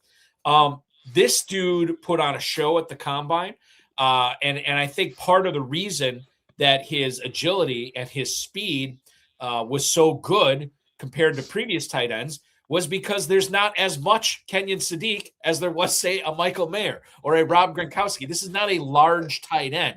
Now, we saw that kind of worked out for Rondé Gadsden II last year with Los Angeles, and perhaps it can work out for Sadiq this year. But or over the course of his career, I should say. But in regards to Sadiq, do we need to prep ourselves now that if we draft him, we have to understand that this guy may not be an every down tight end at the next level. He may not be the type of guy that can get out there and run block when he needs to. I know he's a good blocker, but when he's blocking these other bigger, more physical athletes in the NFL than what he was facing in the Big Ten, I do think that there's a little bit of a learning curve here, and maybe a learning curve that his body just will never be built for. I don't question the fact that he could be successful at the next level. What I do question is him being able to do it and being on the field as much as we would like him to be, given his expected draft capital in FFPC rookie drafts. How off am I, or how on am I in regards to the Sadiq size and perhaps some other warning signs about him, Shane? I think it's a fair point, and it's why, to me, Sadiq is much more important what the situation looks like. You know, if he's drafted to a place that has a tight end established, so he goes to San Francisco and George Kittle's there short term, then, you know, he's probably not going to get on the field. You know, you're going to play him in the slot. It's almost a Kyle Pitts type of situation where we know what the talent is. We know what he can do as a receiver and as an athlete, but playing Sadiq in line is almost malpractice because you don't want him blocking NFL edge rushers, and the edge rushers aren't going to buy that he's blocking them. So I think Sadiq has that ability more so than an Oronde Gadsden, for example, as a player that could play some inline, that could do some blocking. I think the technique's there, but Sadiq is best in the red zone. I'm not even 100% sure he was the best tight end on his team, which is a question. So 2027, Jamari Johnson, but who is 257 and has the tight end profile, and Oregon kind of was leaning on him a little bit more later in the season when they needed someone on the field for the run game. So I think Sadiq could be a boon for fantasy because of that. It's a nice thing about these top two tight ends. Like, if you are drafting them as a team, you're drafting them to catch the football. And so that's at least what we can get with Sadiq. But I do think there should be some trepidation over playing time as a rookie if the situation offers another tight end that's going to block. The nice thing that we have seen the past 2 years is teams moving to more 12 or 13 personnel. Teams they are figuring out that having a tight end in the slot works well. And that might be a benefit now than it was 3-4 years ago, when Pitts was a rookie, even though he had such a good rookie year, but we saw him get off the field. I think Sadiq at least is more than likely going to go to a team that's willing to use two tight ends, and Sadiq's going to be the one catching passes. Yeah, there's no questioning his athleticism and how good, how agile he is. In fact, if we were to look at his impressive combine performance and compare it to other great combine performances, we'd have to go all the way back to 2026 to see what Eli Stowers did. He was unbelievable as well. In fact, some of the stuff that Sadiq did, Stowers did even better. And I think they're roughly the same weight. I think Stowers has 3 inches maybe on him, 3-4 inches on Sadiq. But this is a guy, and I've been hearing this more and more over the course of the last month. And again, maybe this is people, just because we don't have a whole lot going on right now, and we're trying to come up with new narratives. But I have heard people say that they like Stowers better at the next level than Kenyon Sadiq, which could prove to be true. But there are some red flags with Stowers as well. What are some of those? And who do you think is more successful at the next level? Shane, would you have Stowers as your number one tight end over Kenyon Sadiq? I'm not sure I can go quite that far, but I'm definitely a Stowers fan. This is a 4-star quarterback coming into college football who ended up moving to tight end, transferring way down, ends up settling at Vanderbilt the last 2 years. We have a profile coming out on him either tomorrow or early next week, and I did the film study, and Diego Pavia was his quarterback, runner-up in the Heisman. I was amazed at how much Diego Pavia could not hit Eli Stowers. Like, Eli Stowers was making these crazy catches in the open field that it shouldn't have happened. So from a perspective of value, like I'm probably going to draft more Stowers in rookie drafts, right? And instead of spending a top 5 FFPC rookie pick on Sadiq, I can move down to the late first and take Stowers. I don't think the difference is enough for fantasy. I do think Sadiq is more polished, certainly as a blocker. I think Sadiq is more polished in terms of a mover and the different routes that he has, especially in the red zone. But I think Stowers has that potential, and because of the QB conversion situation is still a little bit raw. When we talk about room to grow, I think Stowers has that room to grow. I think Sadiq, we kind of know what he is and has that elite potential. But I think Stowers could turn into an elite pass catcher in an Oronde Gadsden type of role. That's what you're going to have Stowers do. The wide receiver and tight end portion of Shane Hallam's analysis tonight is now complete, but we're not going to let Shane go gently into that good night quite yet, because we do have to pick his brain on Jeremiah Love, who his number 2 running back is in this class, plus so much more. He's Shane Hallam, draft expert from draftsharks.com, at Shane P. Hallam on X. Don't go anywhere, because when we come back, we'll not only be talking about those players, but we'll get into Fernando Mendoza and Ty Simpson as well. You are watching FFPC Insider Access here right now. Don't go anywhere. We will be right back.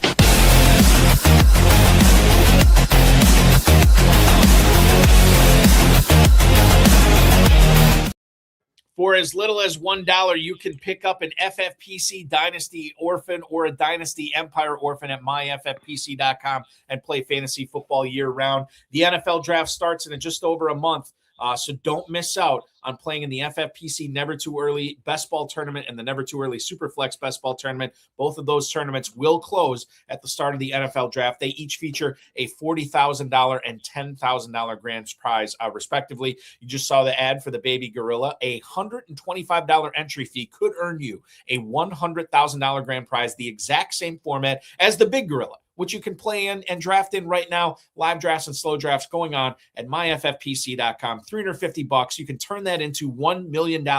You're automatically entered into the early Rampage tournament, which is going on right now. $25,000 grand prize there.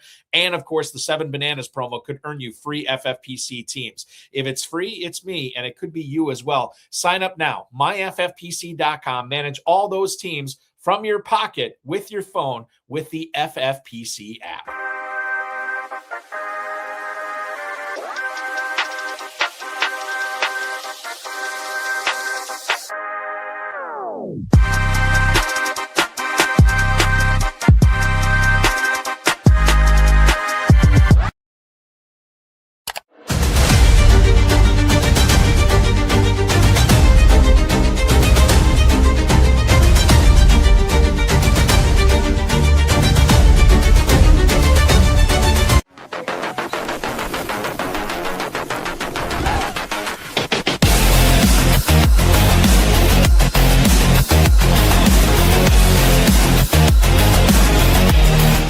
We are coming into the home stretch of the final portion of the FFPC Insider Access show this evening. Shane Hallam from Draft Sharks joining me, Eric Balkman here, talking FFPC rookie drafts, NFL rookies, and I think if there's one name, Shane, that has come up over and over and over again with this year's rookie class, it is the Notre Dame rusher, Jeremiah Love. We don't have to spend a whole lot of time talking about him, because what can we say that hasn't already been said? What I will pose to you is this. If Love is to bust at the NFL, why is it? What would cause him to bust? If he does have any red flags, what are they? What don't you like about Jeremiah Love right now? I think the biggest thing, and we highlighted this in the profile up at Draft Sharks, when I did the film portion of that, was his vision's just slightly inconsistent. And I think if there's one thing that's going to cause him to be a bust, I don't think it'll happen, would be he goes to a place with a subpar offensive line and Love's vision isn't enough to overcome that. There are a lot of plays where he is running to where, if it's an off tackle play, he's running off tackle. He's not looking for that cutback lane. He's not hitting it. Or he's just going where the play's supposed to go and missing maybe bigger plays there. I think in the NFL, if you have a weak offensive line, I think we saw with Ashton Genty last year at times, a weak offensive line and you have some of those vision limitations. That's like the one thing. It can sometimes be tough to overcome that blocking. Whereas, Adrian Peterson, one of the best running backs of all time, right, had great vision and he could overcome a bad offensive line because he'd always find wherever there was a hole, he could find it and get there. I don't think Jeremiah Love has that type of ability. Of the teams we mentioned in the first hour, Titans, Commanders, Giants, if you had the 101, Shane, and you were dead set on taking Love, which team would you want him to go to out of those three that would maximize his fantasy potential? I think all have a little bit of downside. I kind of lean Titans because, I always worry about a running back with a rushing quarterback. I think Jackson Dart and Jane Daniels are probably more rushing quarterbacks than Cam Ward is, though he is a little bit too. But, I think there's more downside for that offense as a whole. Washington's probably the safest bet, but I don't think landing spot matters for Love. Someone's taking him in the top 10. He's the 101 in every format for me. Even in Superflex? Yes, though you can make an argument depending on your team to take Mendoza over Love. I'm taking Love 101 in the Superflex league. If your three quarterbacks were Cam Ward, Aaron Rodgers, and Justin Fields, and you have the 101, would you take Mendoza over Love? Maybe. Yeah. I think it depends on really 2027. Like that league where I have a bunch of 2027 picks. I'm going to take Love 101, and my quarterbacks will still stink, and I'll worry about that in a year. That's a problem for future you at that. Right. I'll handle it. The list of potential number 2 running backs in this draft goes on and on. Shane, I've heard Washington, I've heard Johnson, I've heard Price, I've heard Coleman. There was a time, I'm old enough to remember, when it was Nick Singleton was the number 2 in this class too. As a Devy player, you probably know even better than me. Who is your number 2 running back right now in this class? It's Jadarian Price, the other Notre Dame running back, Jeremiah Love's teammate. I think being Jeremiah Love's teammate does have some red flags to it, where Jadarian Price, he wasn't used as a receiver at all. And this is where I think, film and then even the work at the combine, the drills are important. Jadarian Price looks like a natural pass catcher. I'm sure, Balky, you remember Jonathan Taylor and the narratives around his pass catching. And then at the combine, I was like, he looks like one of the best pass catchers in this draft. And he was, right? But that's what knocked him. I think Price has that. It's such a smooth mover. He's tough, really low pad level, has some home run ability, even though, Love's not, he's a 4-5 speed player. He's not maybe the quickest. So he doesn't have this elite athleticism like a Mike Washington, but I think Price has that combination that can work. We've now seen 2 big time mock drafts, Mel Kiper and Daniel Jeremiah, with Jadarian Price in round 1. Again, to me, tells you how bad the 2026 class is as a whole if Jadarian Price is getting into the first round of the NFL draft, but that's not out of the realm of possibility. Do you have, do you in your mock draft, do you just have Love in the first round? Yeah, just Love for me. I think Price will be a top 50 pick, and we'll see where these other running backs land after that. How many running backs do you think, if Love is the only one on day 1, how many running backs get drafted on day 2? I would probably bet on 4. My gut tells me 3. And I like the Penn State guys enough that I want to believe there's a chance, but I feel like it'll be less than we want. We were talking about Washington Huskies before. I think Jonah Coleman played at Arizona, right? Before transferring to Washington. Am I making that up, or did that happen? Correct. Okay. All right, good. I'm not losing it. Coleman is a guy that you do not put in front of Price. You have Price in front of Coleman, but certainly Coleman with his size and his chops in the backfield, there are some really good traits to like with Coleman. And ultimately, I think he could be really successful at the next level if he is paired in the right sort of tandem. I don't think he'll ever be a bell cow, but perhaps you think that there is that ceiling for Coleman. I think that ceiling exists short term. I don't think I don't think Jonah Coleman's ever going to be a top 5 NFL running back that you're like, wow, this guy's, on that Saquon Barkley level. Like Jonah Coleman, you go back to 2024 and watch his film, and I think you see a player that's more explosive, that's a little, a little more athletic in short space. And like last year was just a touch slower, a touch. I'm not sure why, and that's kind of my big question. But still, the size, the cutting ability, he doesn't fumble, he does everything right. The technique's good, the vision's solid. Like he's an NFL contributing. He's a 1B that is going to get a good amount of carries, and I think produce with those carries. He just needs that chance. So I like Coleman. I think situation is more important for him than maybe the other backs in this range. The decision by Emmett Johnson to do everything at the combine. I think he was the only guy who did the 3-cone, the only running back, right, that did the 3-cone drill.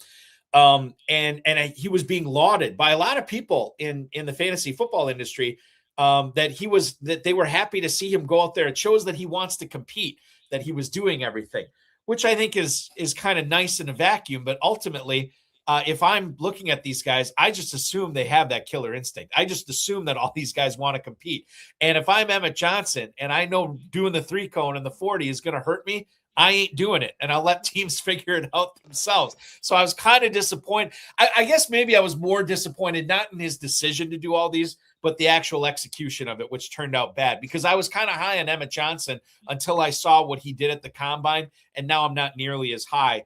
And some of these, a couple of these other guys, Coleman and Price, we'll talk about Washington in a second, I actually like a little bit more. Johnson looked pretty good in the Big Ten last year. And now I'm wondering if he does have the chops to succeed on the next level. Shane, where do you have Emmett Johnson among your running backs? Yeah, I mean, I think for me, he kind of sits in that RB4 range. I have him above Washington. And, I think Johnson is an elite pass catcher. And I think NFL teams now have a lot more tools at their disposal. So, if you remember, Gunnar Helm last year at the combine was injured and did everything anyway. And like you look at his RAS score and it's deep red and it's like, this guy stinks, right? But teams now, you have film, you have GPS tracking on that film. Like there's a lot of things you can do to check those numbers and see what you want to do. I think Emmett Johnson, I think competing is good for him, but he is small and he is slow for that size. But everything else to me is like really good. This is probably the best pass catching running back in the class. He's a really good, just rhythm runner, like the patter of his feet move to kind of a style where he can make that shift and it's a lot more consistent. He's not like this herky jerky, an open space guy, and that makes him really tough to bring down and get a clean hit on him, which I always like. Knows how to kind of set up the second level, takes good angles. Watching his film, like this could be the RB2 in the class if he was just a little bit more athletic, if we saw this for multiple years. So it definitely holds me back. I think Emmett Johnson, I like for fantasy more than reality, even because of the pass catching. I just think he's going to be hard to keep off the field. I think you're at least going to get some receiving out of him. Yeah, which is great. We love that. We love pass catching running backs. I'm willing to look the other way on a lot of stuff when it comes to pass catching running backs. Mike Washington Jr. was probably the biggest winner at the running back position at the combine.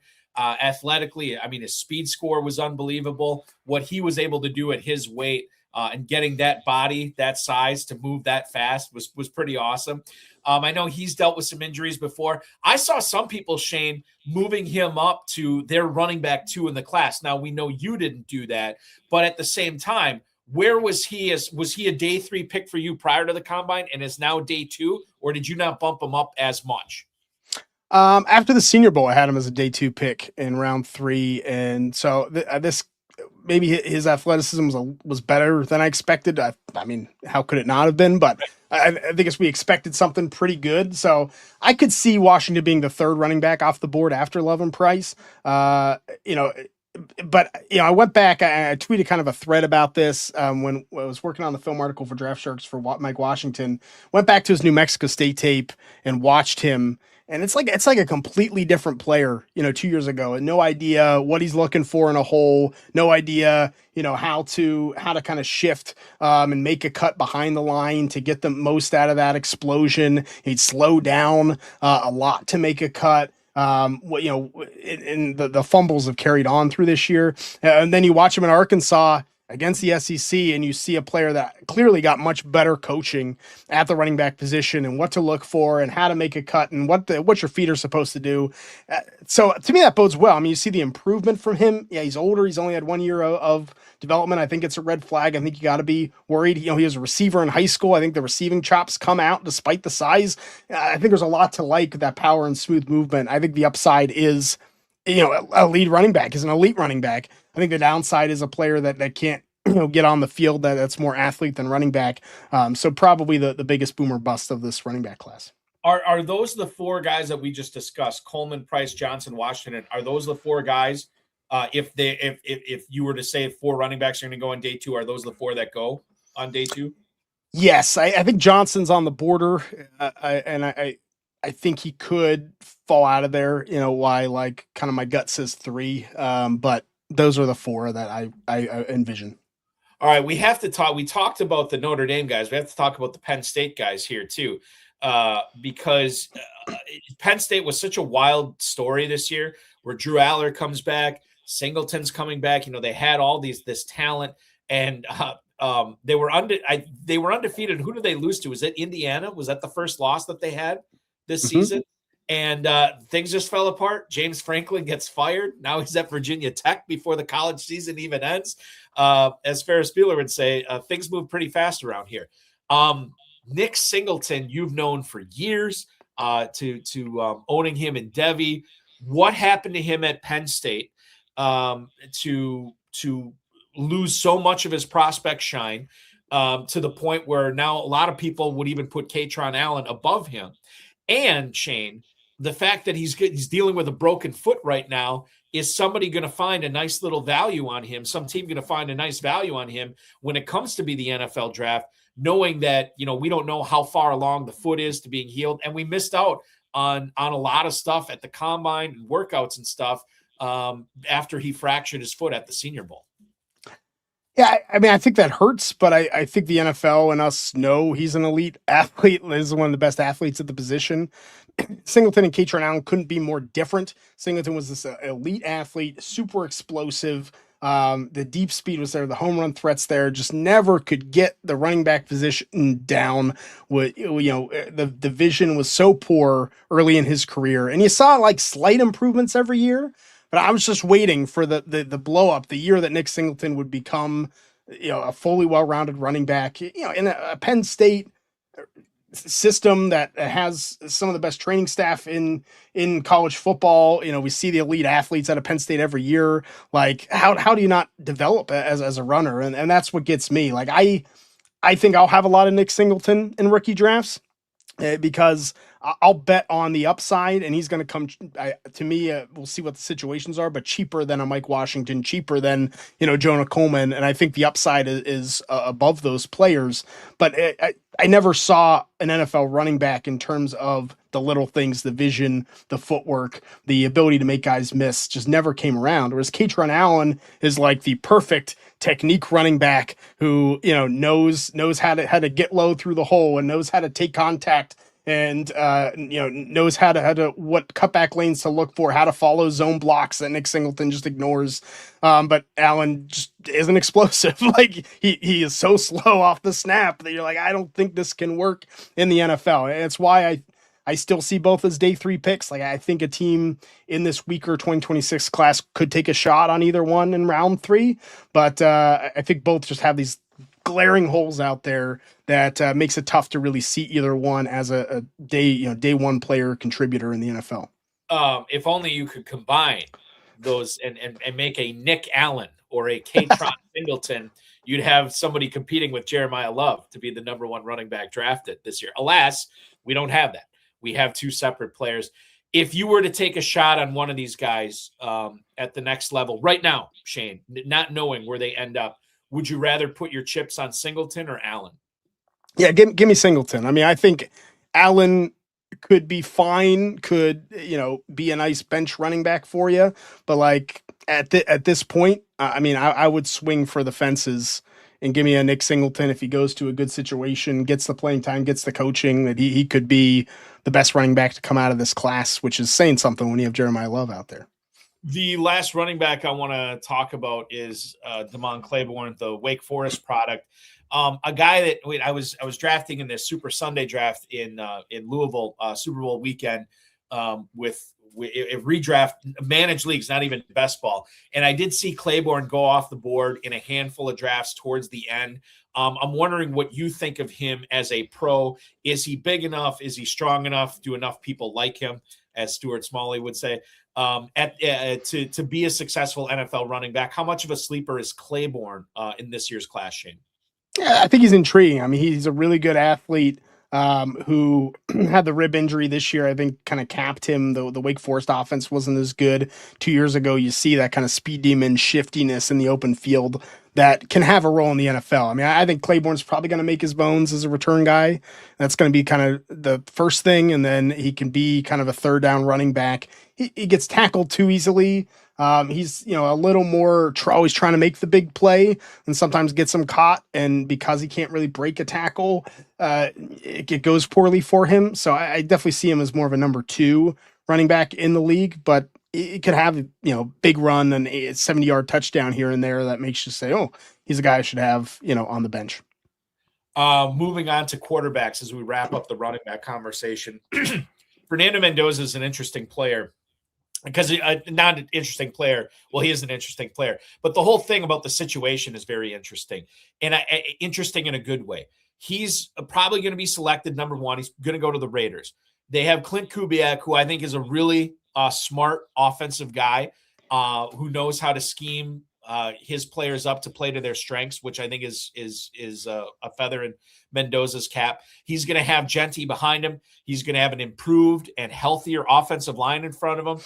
Brock Bowers obviously on this team. Jalen Naylor's there as well. We'll see what Jack Besh does in his second year. So he's got some things to work with there in Las Vegas. I think what's interesting is, at least the reporting that I'm seeing, is that the Raiders don't want to start him week 1. They want some veteran to kind of start over him and then ease Mendoza in, which I think is the right way to do it. My question for you is, even though he is going to be the number 1 overall pick and he won the Heisman and he was the national championship quarterback and all these things, how good of a pro is he going to be? Like what's his ceiling at the next level?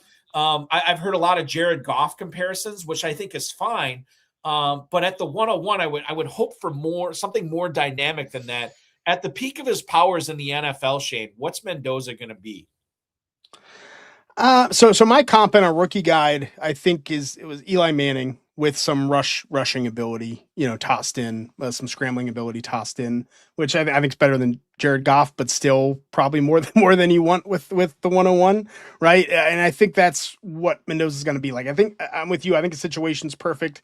Kubiak offense allows a quarterback to really be in timing, be able to get those throws out, and Mendoza's accurate enough to hit that and do that. He's going to have the offensive line upgrades. He's going to have Brock Bowers. He's going to have Ashton Genty to lean on that run game. Kubiak's always going to be run first. I think all this works. I think where Mendoza falters is under pressure, and there just wasn't a ton of that because of the RPOs and the timing routes that they had in Indiana.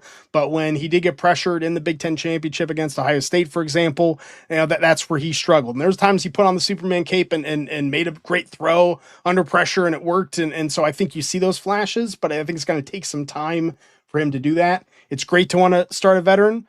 There's not a veteran on the market that I think is going to compete with Mendoza in camp, and the whole team's going to say, you got to start this. Yeah, they got to start Mendoza. Like, he's so much better, right? You're going to lose the team if you don't start the best quarterback. So I think he'll be good. I don't think he's going to be great.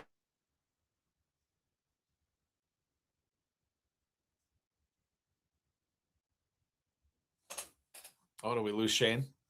We may have lost Shane. Or maybe it's me. You still hear me? There you go. Oh, there we go. You're back. You're back. we were both churning there. Sorry. Good, not great is what I'm hearing from you, Shane. And at least from fantasy. Yeah, I think there's a capped upside with Mendoza. People try to compliment the Joe Burrow. I mean, Joe Burrow was elite in that season at LSU. I mean, under pressure, every throw was incredible. Like Mendoza's not that, but I think he has the traits to be, to be in the Brock Purdy tier of quarterback, where he could be a top 12 fantasy quarterback, but you're not going to get the number one scorer ever. The only other quarterback I'll bring up is Ty Simpson. I'm very concerned about his lack of collegiate experience. And now when he gets to the next level, I hope he doesn't land with a team that's going to throw him into the fire right away. This is what I would have loved if the Rams would have kept that extra first-round pick to draft him and let him marinate behind Matthew Stafford.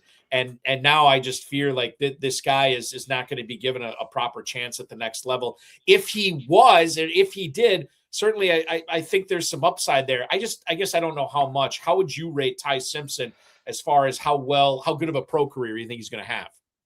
Yeah, I mean, I'm concerned over the last 10 years, first-round quarterbacks with 15 or fewer starts: Anthony Richardson, Mitch Trubisky, Dwayne Haskins. That's the list. Mm-hmm. That's not good. That's not a good list to be on, right? Now, I think Ty Simpson is very different from, say, Anthony Richardson or one of those type of players. Like what Ty Simpson's good at, his dad is a head coach at UC Davis for 20 years. Like Ty Simpson probably had a QB coach when he was 4. His technique, I mean, his footwork is excellent, but but just the decision making and the arm strength isn't there. And so when to me, like you look at a guy like Cole Payton from North Dakota State, a quarterback in this class, who his footwork's all over the place, but his arm is stronger than Simpson. If I clean up that footwork, that arm gets a little bit stronger. Like I think Simpson's capped out in a lot of those places, and he doesn't have the experience, I think, to make the right decisions and get the ball in the right place. I have a lot of fear.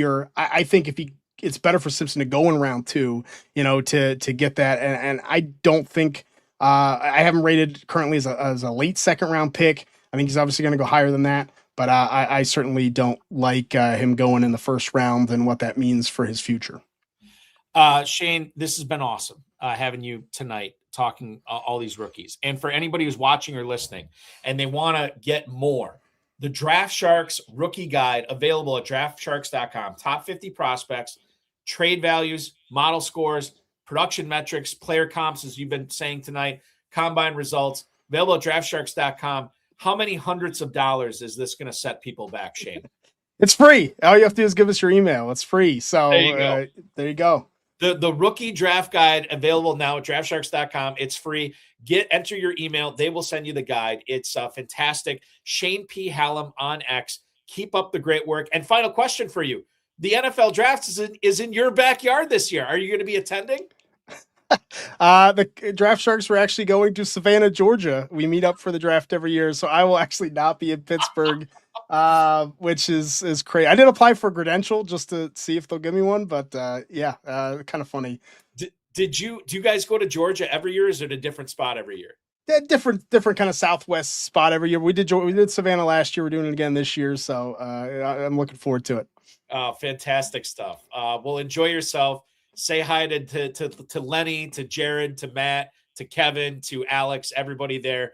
Always appreciate the great work that you guys do there. Thank you so much for carving out some time with me tonight. And we will have to do this again very soon. And obviously, enjoy the draft, Shane. No, thanks, Eric. You too. Thanks for having me. Absolutely. That's Shane Hallam, ladies and gentlemen. That's going to wrap up tonight's show of FFPC Insider Access. I want to remind everybody, myffpc.com is where to go. Dynasty Orphans, Empire Orphans for as little as $1. The Never Too Early Best Ball Tournament, $40,000 grand prize. The Never Too Early Superflex Best Ball Tournament, $10,000 grand prize, and only costs $35 to enter. Big Gorilla is back, $1 million grand prize, $350 entry fee, 7 bananas, and the early Rampage promos going on right now. And of course, the Baby Gorilla. For the first time ever, we welcome in the Baby Gorilla into the FFPC family of tournaments. $125 could get you $100,000 this year. That's all at myffpc.com. Remember to like this video, subscribe to the channel, comment on the video, share it with your friends, share it with your enemies. and hit the notification bell so you know when we go live. We will be back on this channel tomorrow night, 10 p.m. Eastern time for Extra Reps. Farrell Elliott, myself, and of course, Pete C / Fritz Pollard / Ned the Head will be on the show tomorrow at 10 p.m. We did a show, High Stakes Fantasy Football Hour, last night as well. You can catch that anywhere you get podcasts or watch it back on YouTube.